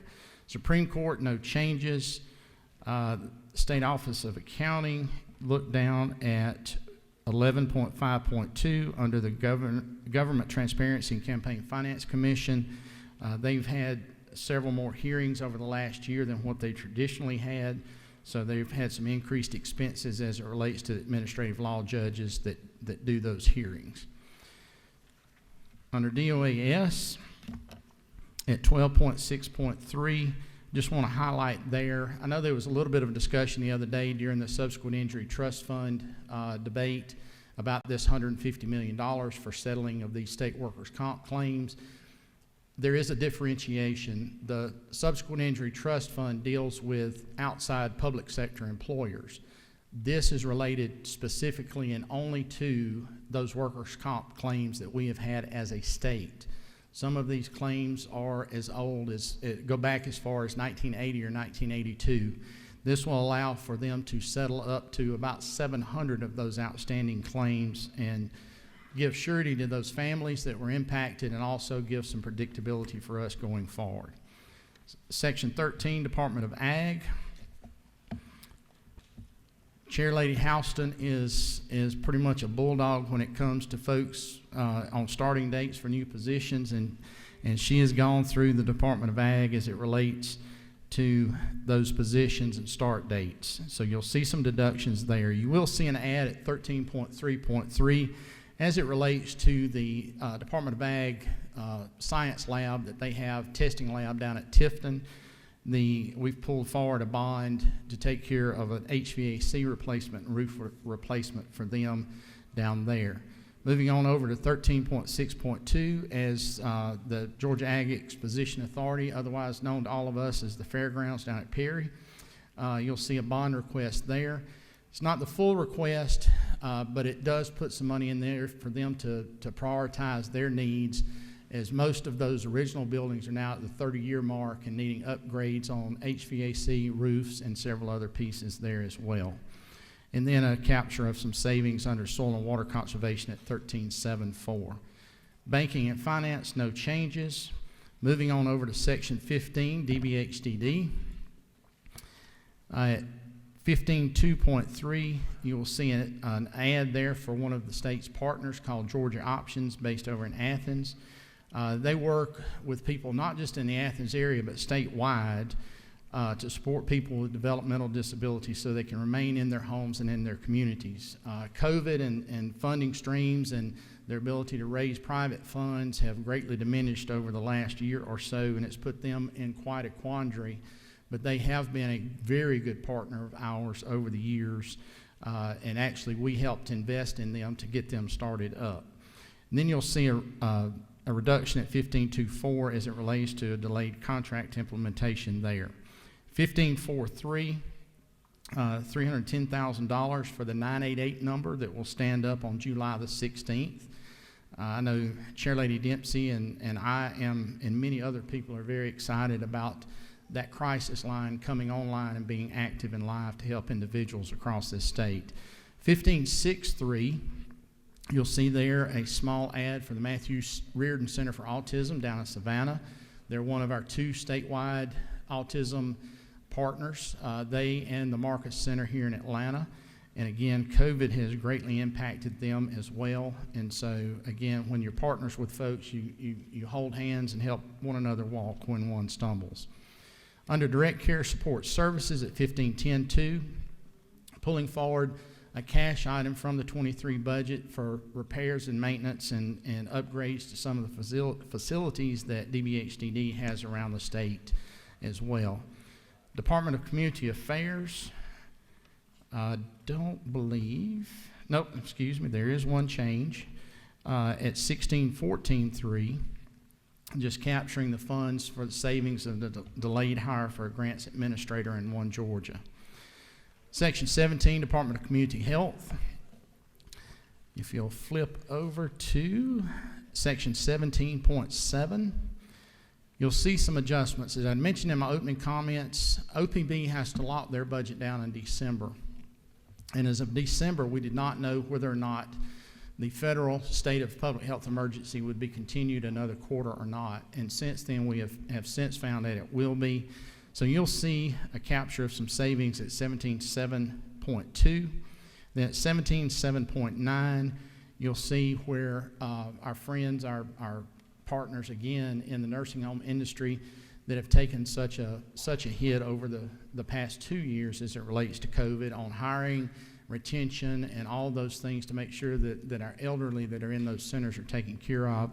You'll see an additional $10 per patient day add on there that will actually totals out with the federal match at $79 million. 17.7.10, just the clarification of some language that we had included in the original 22 budget as it relates to professional liability and property liability insurance. Moving on down to 17.8.2, again, a greater savings there based on the extension of that FMAP bump that we're seeing. Moving over then to 17.8.6 and the Peach Care program. You'll see a reduction there, but it actually moves down into the section below it at 17.9.3, and it's just truing up for expected expenditures there. And then the savings at 17.9.2 as it relates to Peach Care based on the extension of the public health state of emergency.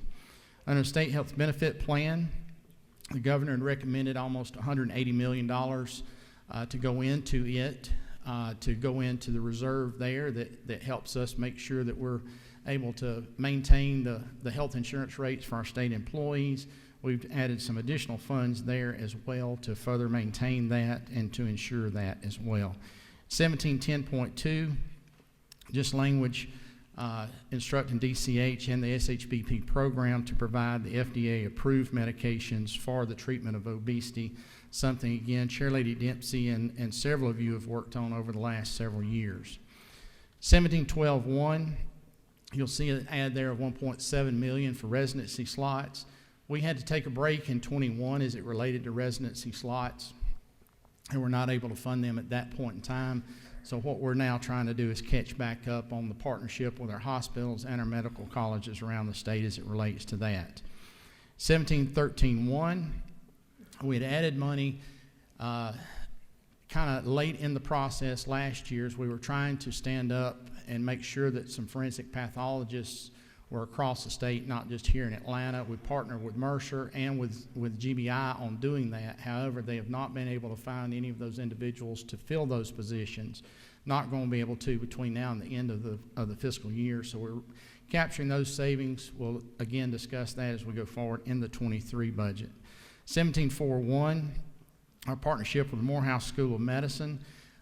We all know and understand the need for nursing staff across the state, and Morehouse and Dr. Montgomery Rice over there are very excited, and I am too, about a program that they're working on to help recruit, retain, and train nurses for rural and underserved areas going forward.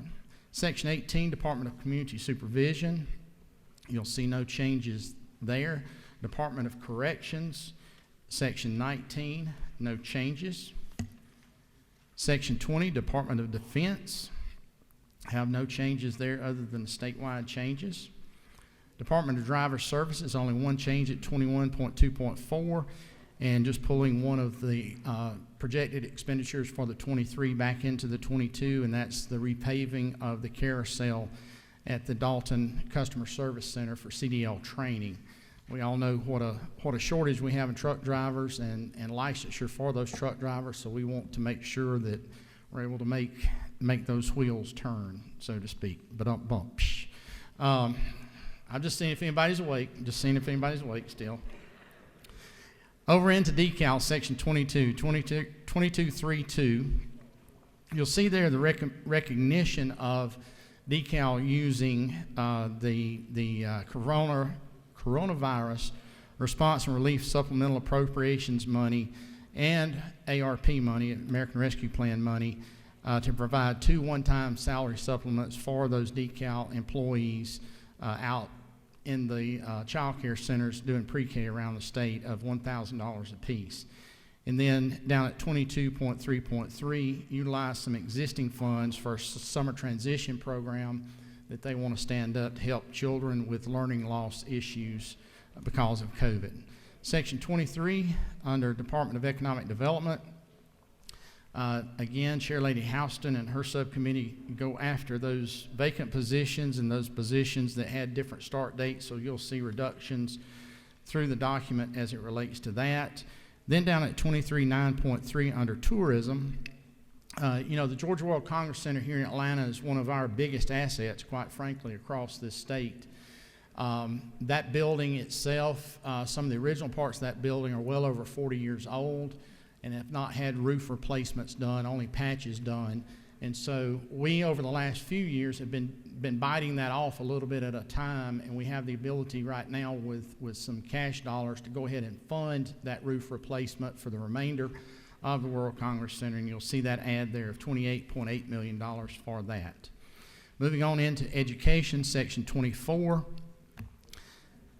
looking at the capital equipment funds for ag education, you'll see an add there of $4.2 million. And what we would normally do is bond that in the 23 budget, but we're able to capture some of those bond items and pull them back into the 22 and do with cash.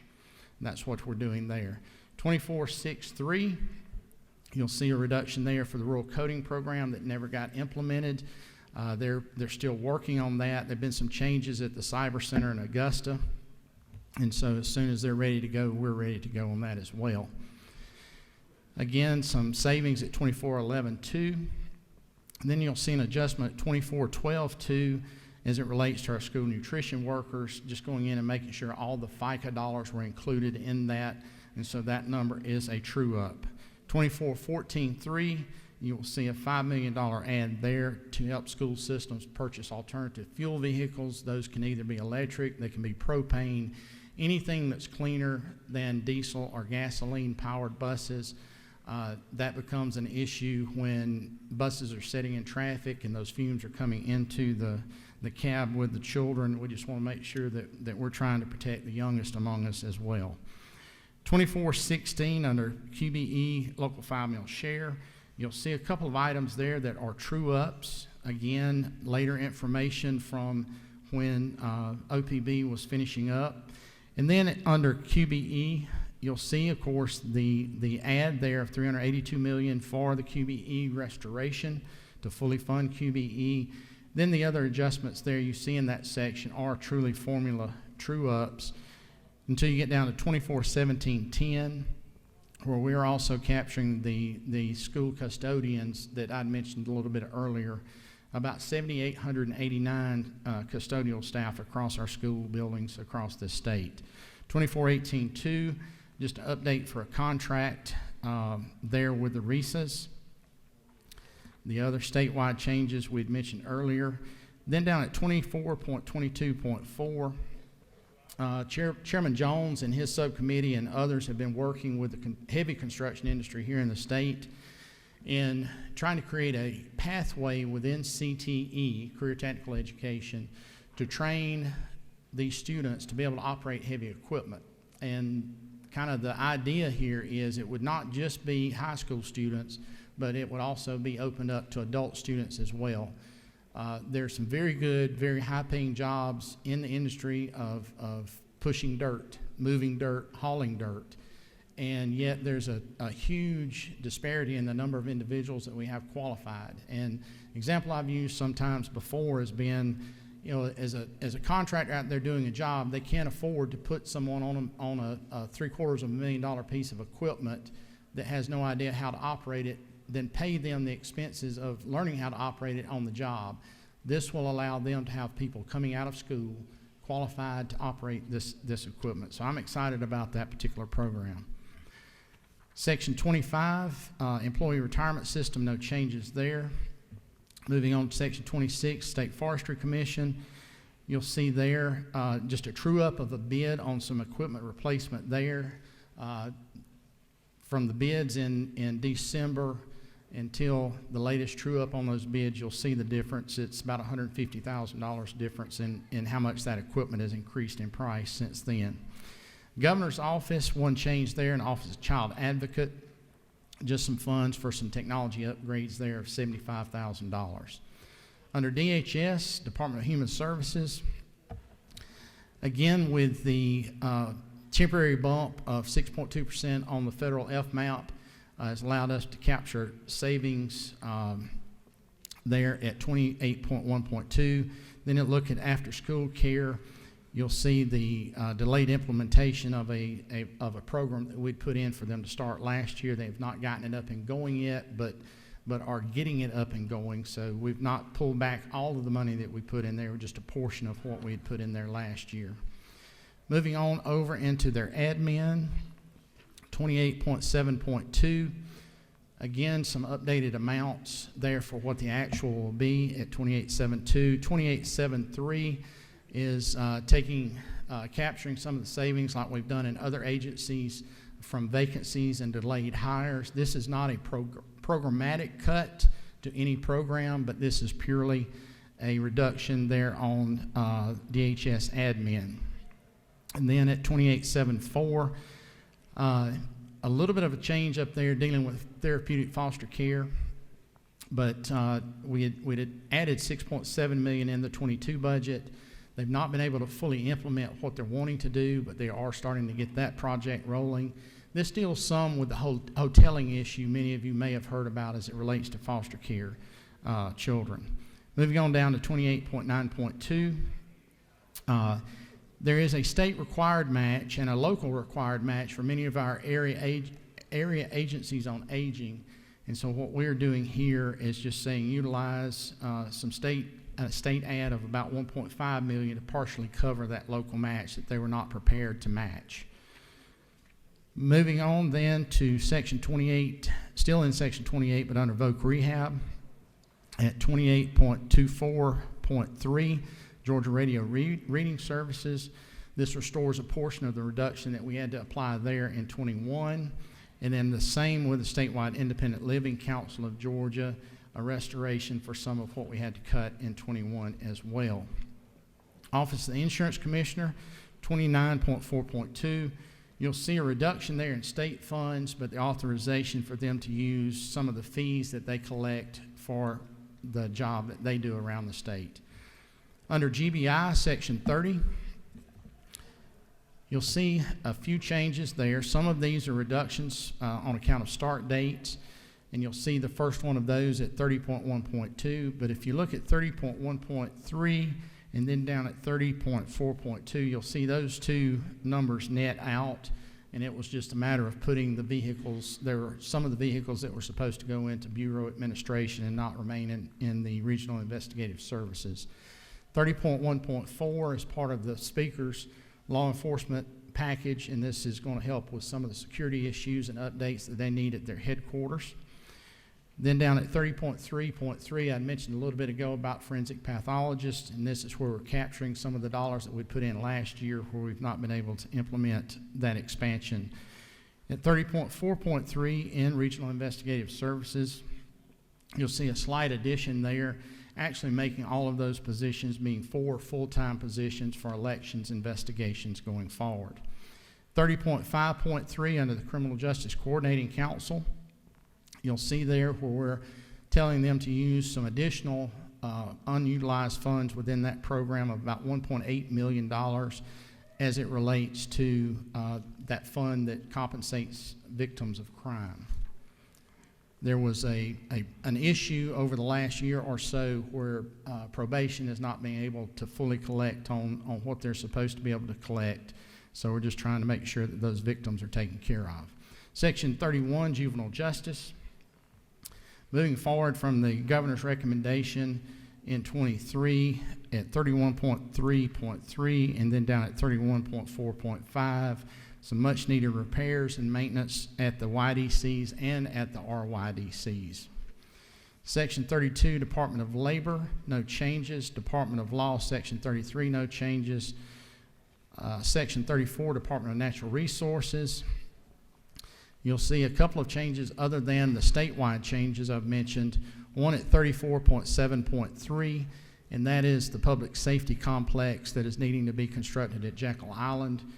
Those of you that have been down there or have friends and neighbors and constituents that have been down there have been just amazed. I've been amazed at the work that they've done in improving the island over the last few years. This is one of kind of those final pieces to finish putting that puzzle together.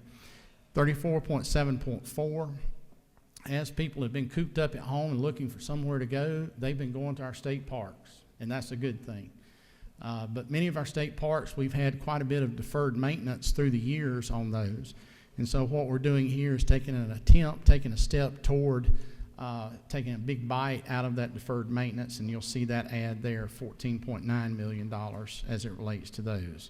Pardons and paroles, no changes. State Properties Commission, Section 36. We did bring forward from the 23 budget a cash-funded item, and that is the mitigation plan, or the migration plan, I should say, to get our employees out of 2 Peachtree. Any of you that have been over there realize the condition of that facility. We do have quite a bit of empty space now on Capitol Hill, both at the Twin Towers in both back over here beside and behind the CLOB. So that's something that we've been working on for a couple of years to get to the point that we could actually migrate those employees back here to Capitol Hill. Public Defender's Council, no changes other than statewide changes.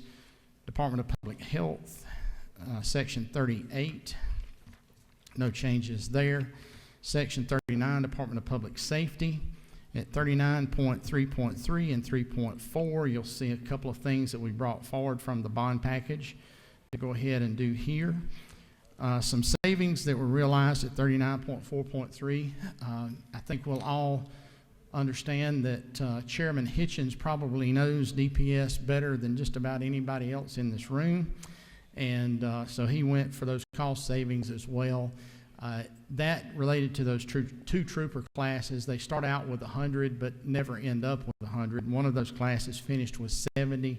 The other one finished with 46. And so we were able to capture some savings from that. And then at 39.4.4, some major repairs and renovations that were needing to be done at 3 of the field offices across the state. 39.5.2, part of the savings we were able to realize up there in the trooper schools we'll be using for the 10% pay supplement for the Troop C, that crime suppression unit used here in Atlanta. It's a voluntary basis for those troopers to come from around the state, and by doing so, because they're working here on weekends, they're working all night when they're here on weekends, they do deserve to see a bump there. Under Firefighter Standards and Training Council at 39.7.3, you'll see the funds there for the replacement of 2 inoperable vehicles. And then at 39.7.4 for the standing up of a database to handle the online testing that we stood up last year. Then down at 39.9, the Public Safety Training Center down at Forsyth. Again, some major repairs and renovations needing to be done there. We will be cash funding in this budget. Moving over to Section 40, the Public Service Commission. At 40.1.3, some additional funds for ongoing litigation involving the Commission's election districts. And then at 40.1.4, just a truing up of that actual need there. Section 41, Board of Regents. If you'll roll through there down into the Medical College of Georgia and its hospitals. And I want to point out that here in Regents is where a large portion of those other funded positions are that we are going in and taking care of in this budget. But you'll see at 41.13.2, again, one of those things that we thought we would be able to get stood up and going, but COVID had other ideas over the last year, so we're capturing some savings there for some programs that they were not able to implement. 41.14.4, our public libraries. We have made it a practice now for several years to put money in the bond package to help with major repairs and renovations at many of the small libraries around the state. A lot of times these are leaky roofs, they're ADA compliance issues, those kind of things, and so we'll be doing that with cash funding for this coming year, or for the rest of this year. 41.18.13, going ahead and kickstarting a couple of design projects that are needed, that are in the pipeline. One of those at the Research Tower for Georgia State here in downtown, the other one at the University of North Georgia. Then on down at the Public Telecommunications Commission at 41.24.6. This kind of fills the last gap that they have in their transmission blanket across the state by providing that tower. And then at 41.24.7 is an innovative tool that they came up with themselves a couple of years ago, and really didn't know that COVID was coming, but COVID wound up among us. And the program has worked incredibly well to help stem some of that learning loss and among our students statewide. So we're partnering with them to increase that program and put more applications out there that students can use. Department of Revenue, Section 42, you'll see just a language change at 42.10.2 as it relates to the refund, the $1.6 billion for the refund. Just clarifying that will be done upon the approval of the General Assembly for that change in tax policy. Section 43, Secretary of State. You'll see there, many of you probably heard from your county folks about the precinct cards that have to be sent out. ACCG and others, as they've worked, many of our small counties do not have even the small amount of necessary funds to mail out those 8 or 9 million cards around the state. So that $2.5 million there is one of those things that we wind up doing every 10 years for that. 43.2.3 is just language authorizing the implementation of the new voter registration system, and just asking for an update on where they stand on the remaining funds for the purchase of the voting machines a few years ago. Under student finance, section 44, under dual enrollment and under the engineering scholarship, you'll see a true up of both of those numbers for actuals. And then at 44.15.1, going ahead here and seeding the $10 million for the service counselable loans for those individuals going into the mental health field. We've talked many years about that's one of our bigger issues, and one of the reasons we've not been able to address many of the issues that we've had across the state is we don't have enough people in that pipeline. So we felt like that we could kind of get on the front end of that, especially with students that are finishing up their high school careers and maybe weighing 2 or 3 different options as to what they want to go into.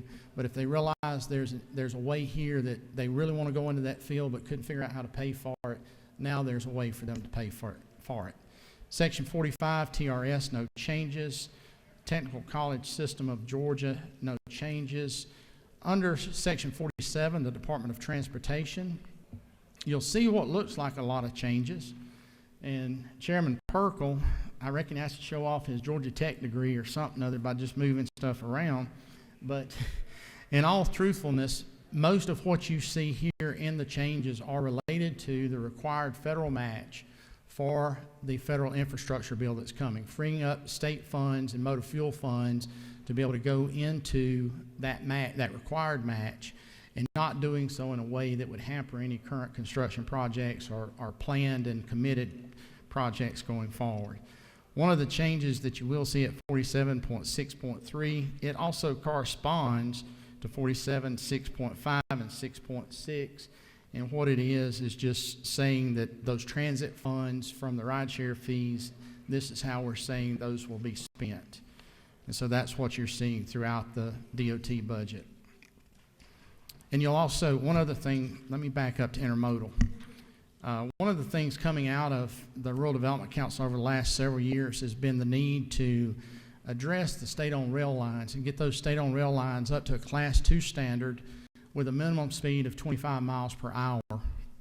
And so those are owned by the state. We lease them to operators, but we do have an obligation as it relates to the maintenance of that line as well. And so what we're doing there is about a $10 million ad that goes about a third, takes about a third of the remaining need there for those improvements. Under Veteran Services, you'll see 3 different changes at 48.1322, and down at 4.3, they're just capturing some savings for some workforce efficiencies, and then a corrected caption at 48.3.2. State Board of Workers' Compensation, no changes there. And that pretty much walks you through all of those changes. And Mr. Chairman, okay, you still awake back there? Yes, sir. Yes, sir. All right, just making sure. With that, Mr. Chairman, I hope I have any shortcomings on the explanations are truly mine and no one else's. But I'll be glad to take a couple of questions if anyone has one. Chairman England, a very thorough job as usual. I wasn't concerned until you said you needed to back up there, and I was wondering how far you were going to back up. So thank goodness it wasn't too far. Just a little bit. Just an observation. And I know how wonderful your staff is. But I'm sure all the members of this chamber understand that when they've reached out to you when they reach out to you and have reached out to you over the years when we're not in this Capitol in session, I know many days I've talked to you that you've not been at work on this budget, preparing this budget and working with the staff and those interested in the budget and how it impacts all Georgians. So I can only say thank you for your dedication to this budgetary process and making sure that we have a complete document that addresses so many needs for our state. So my personal gratitude to you, and appreciation to you, and I'm sure I speak for all of our colleagues when I say that. So thank you, Mr. Chairman. Thank you, Mr. Chairman. And as I've said many times, there is a person at the end of every one of these dollars. And this budget touches individuals and citizens of this great state, no matter social stature, no matter financial status. There's something in this budget that every individual living in this state has some type of expectation of this state providing for them, whether it's safety, whether it's a driver's license, whether it's a state park to go enjoy with their families, or just a road that's not full of potholes. Those things are the things we address in this budget. So thank you, Mr. Chairman. And just one comment on your budget, Chairman England, and just in line with what you just said, this is a tremendous investment into the human capital of Georgia.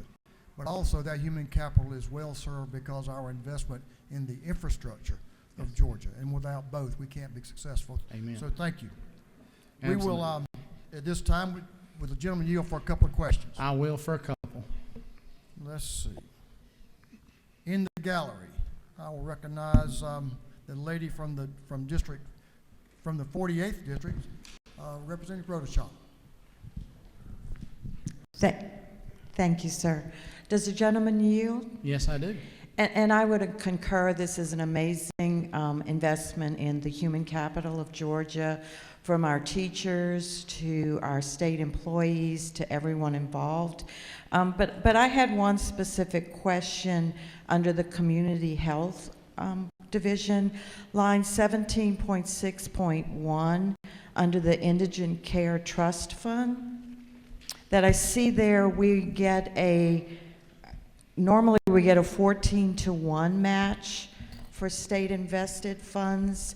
For this budget, we're only getting a 3-to-1 match for state investment for those hospitals that, were hit so hard with people who do not have insurance. Could you explain, is there a difference, or are we maximizing federal funding? Yes, this is an amended budget, and the function of an amended budget is to true up on what the actual expenditures and actually what the actual matches would be for the remainder of this year. And so not always is the match the same, and it depends on which bucket it's necessarily going into, because there are buckets that the match is smaller, and there are buckets within the Indigent Care Trust Fund that are larger. Our hospital provider fee that our hospitals put into and then receive back from, it's about a 3-to-1 match on it. So there are different rates depending on what section or what bucket those funds are going to go into.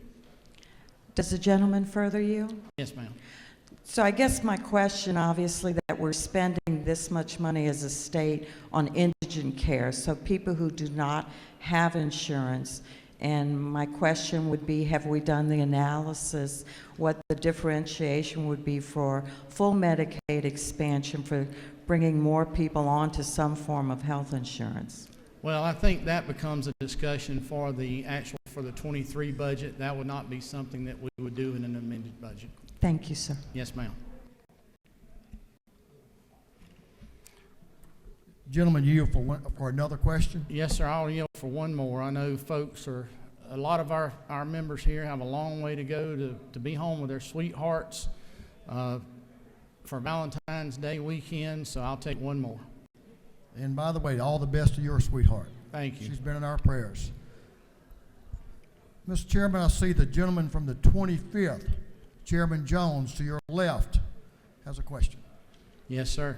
Thank you, Mr. Chair. Mr. Chair, do you yield? I do. Is that a red and black tie that you have on today? This is from the Ronald Reagan Museum in California, so I'm proud to wear it. Okay. All Thank right. you. Okay. Yes, sir, I yield. Thank you.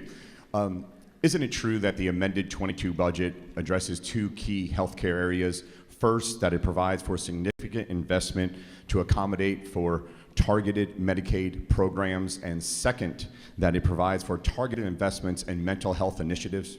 Absolutely. The gentleman knows of which he speaks. And, you know, what we often forget about in an amended budget are the things that we put into place in the budget the prior year that we're amending here.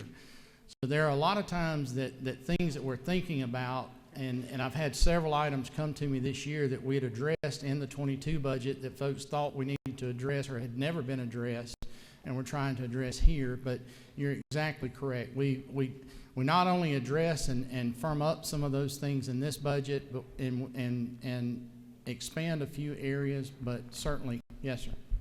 Thank you, Mr. Chairman. Yes, sir. Mr. Chairman, I know there may be other questions. We've had the document on the desk now for over 24 hours, and we have answered numerous questions, not only myself, our subcommittee chairs, and our everybody involved in the process. And with that said, Mr. Chairman, I will yield the well and go to my seat to make a motion. The gentleman has yielded the well.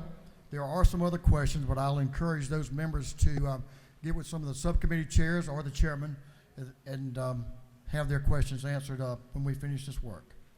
At this time, the chair will recognize Chairman England for a motion. Yes, sir, Mr. Chair. I move that House Bill 910 do pass by committee substitute. Chairman, the motion is there that this House Bill 910 do pass by committee substitute. Is there a second?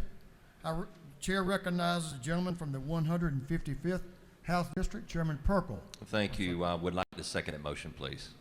The motion's been made and the motion has been seconded by Chairman Perkle. At this time, we will call the question on House Bill 910. All in favor will say aye. All opposed say no. Very clearly, the ayes have it, and House Bill 910 passes by committee substitute. Chair now recognizes the gentleman from the 116th House District, Chairman England. Mr. Chairman, as chairman of the Committee of the Whole House, you are instructed to report the action of the Committee of the Whole House to the House.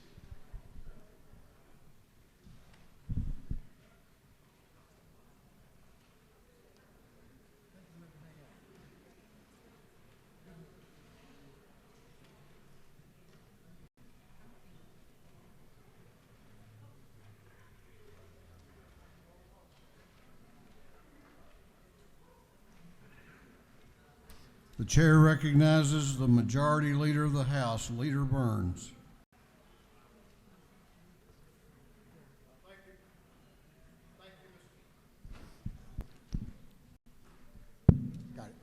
Thank you, Mr. Speaker. Mr. Speaker, the Committee of the Whole House has had under consideration House Bill 910 and has instructed me, as its chairman, to report the same back to the House with the recommendation that the House Bill 910 do pass by committee substitute. The report of the chairman of the Committee of the Whole House is received. The Committee of the Whole House has had under consideration House Bill 910 and has reported the same back to the House with a recommendation that House Bill 910 do pass by committee substitute. The Committee of the Whole House is hereby dissolved.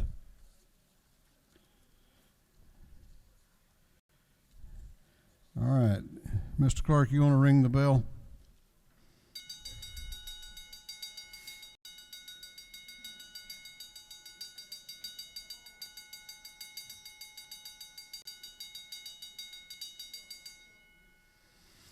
Is there any objection to the previous question being ordered on House Bill 910?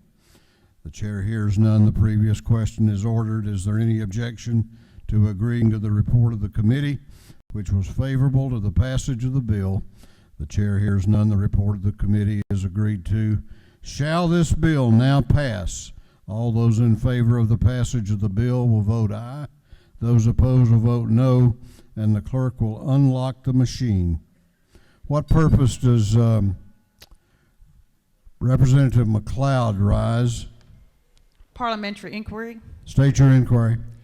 Is it not misleading to say that the QBE formula is fully funded, since the last time it was funded was 1987, and a study was done in 2015 that clearly states that that formula needs to be updated? Okay, I'm going to recognize the chairman of the committee for a parliamentary inquiry. Mr. Speaker, Parliamentary Inquiry. State your inquiry. Yes, sir. Is it not true that the QBE funding formula is actually a formula, and the budget you have before you today in this House is based on that formula and is fully funded based on that formula? There have been reviews of the QBE funding formula. I've served on 2 of those committees over the years, where we've always came back to the idea and the understanding that the way that QBE works, while it may be almost 30 years old, is still actually one of the best ways of funding education in the United States. And that many other states across this country used this formula when it was created in 1985, have updated it similar to what we have updated it through the years for technology and textbooks and many other things that have been included. But is it not true that in this budget today, you're voting for a budget that fully funds QBE, just as it has been for 2 of the previous 3 years, and we'll be doing the same thing in the 23 as we go forward?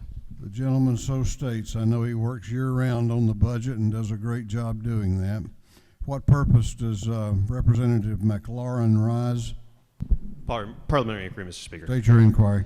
Thank you, Mr. Speaker. Is it not true that despite the governor's intention to invest in the state workforce to this degree, and of course the great work of the committee that does the budget in the budget office, that the theme that prevailed during the budget hearings was really that the retention and investment in workforce issue is really overdue.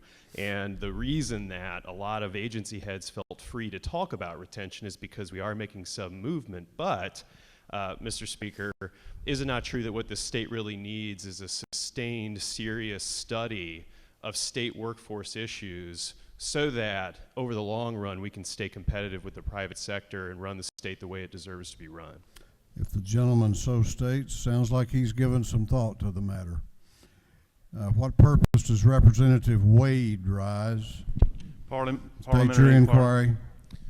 Is it not true, if you also consider the COVID relief funds from the federal government, which is derived from Georgia taxpayers, that actually exceeds the amount of the cuts that we experienced during COVID-19? And actually, for the last 5 years under Republican leadership, we have fully funded education in this state. If the gentleman so states, I rely on the chairman of the committee. What purpose does Representative Jasmine Clark rise? Thank you, Mr. Speaker. Parliamentary Inquiry. State your inquiry. Is it not true that I wanted to ask the chairman of Appropriations before he yielded the well, because I got this question from my constituents, whether or not the raise for teachers is a one-time raise, or if that raise was a continued raise, because I think that if it's a one-time raise, we would actually describe that as a bonus. That's my inquiry. Thank you. Okay, I'll give you a couple of minutes if you want to come over here and ask him.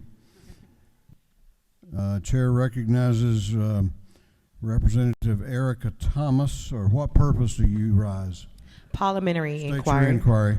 Is it not true that in this budget we are giving over $42 million to the foster care system to help a lot of the foster children that are now in hotels? Is this not true? It's my understanding that we are. Thank you. All right, we're going to go ahead now. Have all members voted? Have all members voted? If so, the clerk will lock the machines on the passage of House Bill 910. The ayes are 152, the nays are 4, and this House has approved the supplemental budget as set forth in House Bill 910.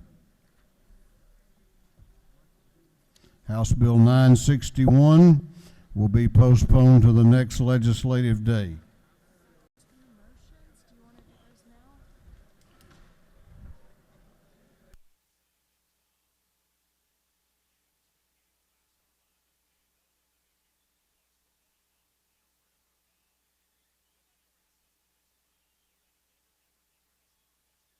What purpose does Representative Maynor rise? Thank you, Mr. Speaker. I move that House Bill 1004 be moved from the Committee on Higher Education to the Committee on Public Safety and Homeland Security. Both chairmen are in agreement. Representative Maynor has moved that House Bill 1004 be moved from Higher Education to Public Safety and Homeland Security. The clerk will read the caption. House Bill 1004 by Representative Maynor of the 56 and others to be titled an act to amend Title 20 of the Official Code of Georgia annotated relating education to provide for the establishment of unified campus police forces through agreements entered into by colleges and universities.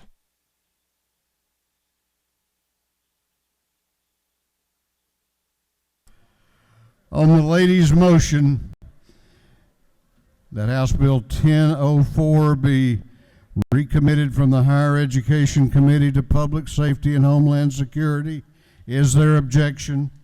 Is there objection? The chair hears none, and it is so ordered. What purpose does Chairman Blackman rise? Make a motion. State your motion. I move that Senate Bill 330 be moved from the Insurance Committee to the Ways and Means Committee. Both chairs are in accordance with that movement. Clerk will read the caption. Senate Bill 330 by Senator Albers, the 56th, Dugan, the 30th, and others to be entitled an act to amend Title 33 of the Official Code of Georgia annotated relating to insurance so as to prohibit insurers from canceling, modifying coverage, or refusing to issue. On the motion of Chairman Blackman that Senate Bill 330 be recommitted from the Insurance Committee to the Ways and Means Committee, is there objection? Is there objection? Chair hears none, and it is so ordered. The clerk will now read the caption to a group of privileged resolutions. Commending Miss Maggie Reese Hines of Carrollton, Georgia, the UGA Redcoat Marching Band Trumpeter Section Leader and UGA Battle Hymn Soloist. Recognizing February 16, 2022 as Sex Trafficking Awareness Day at the State Capitol. Recognizing February 16, 2022.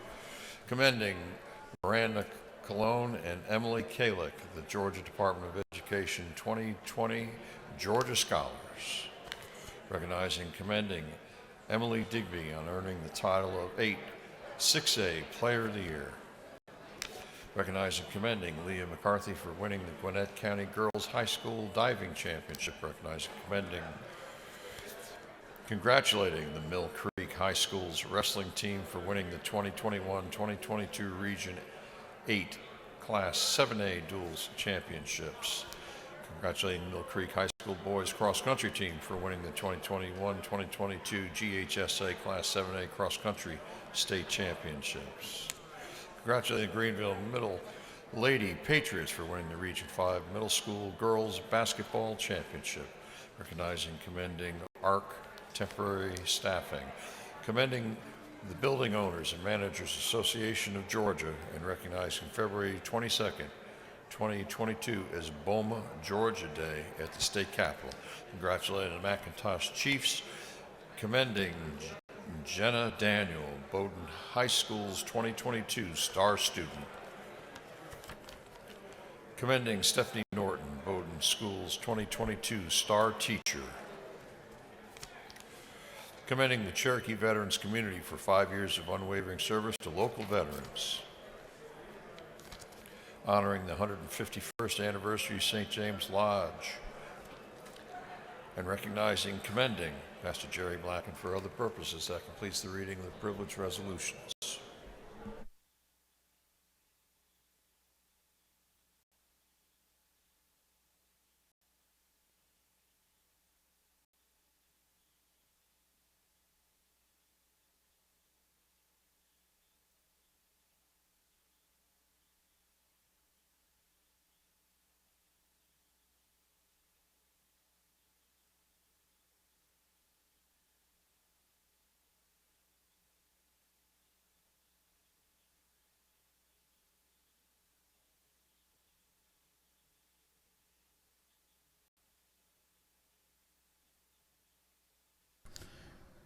Is there any objection to adopting the privilege resolutions?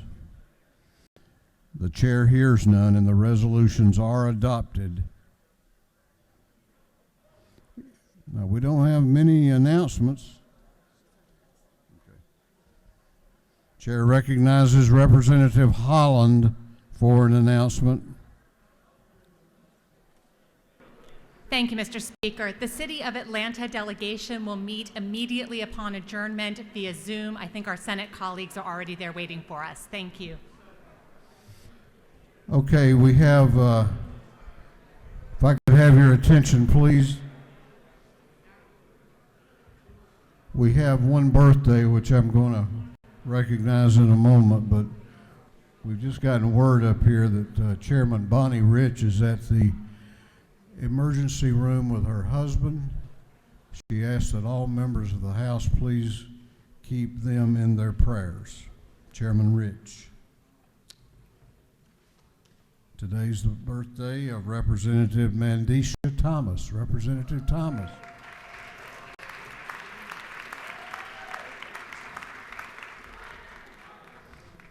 Happy birthday to you.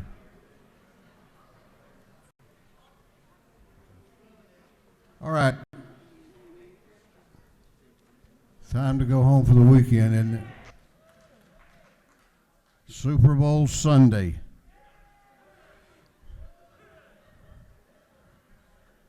With a Georgia Bulldog quarterbacking the LA Rams.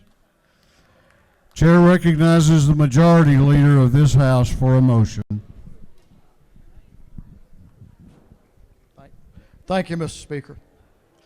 Mr. Speaker, I move that this House stand adjourned until 1 p.m. Monday, February the 14th, Valentine's Day, 2022, 1 p.m., Mr. Speaker. The majority leader has moved that this House stand adjourned until Monday, February 14th, Valentine's Day at 1 o'clock p.m. That's Monday at 1 p.m. All those in favor of the motion will please say aye. Those opposed will say no. The ayes have it, and this House will be adjourned until Monday, February 14 at 1 p.m.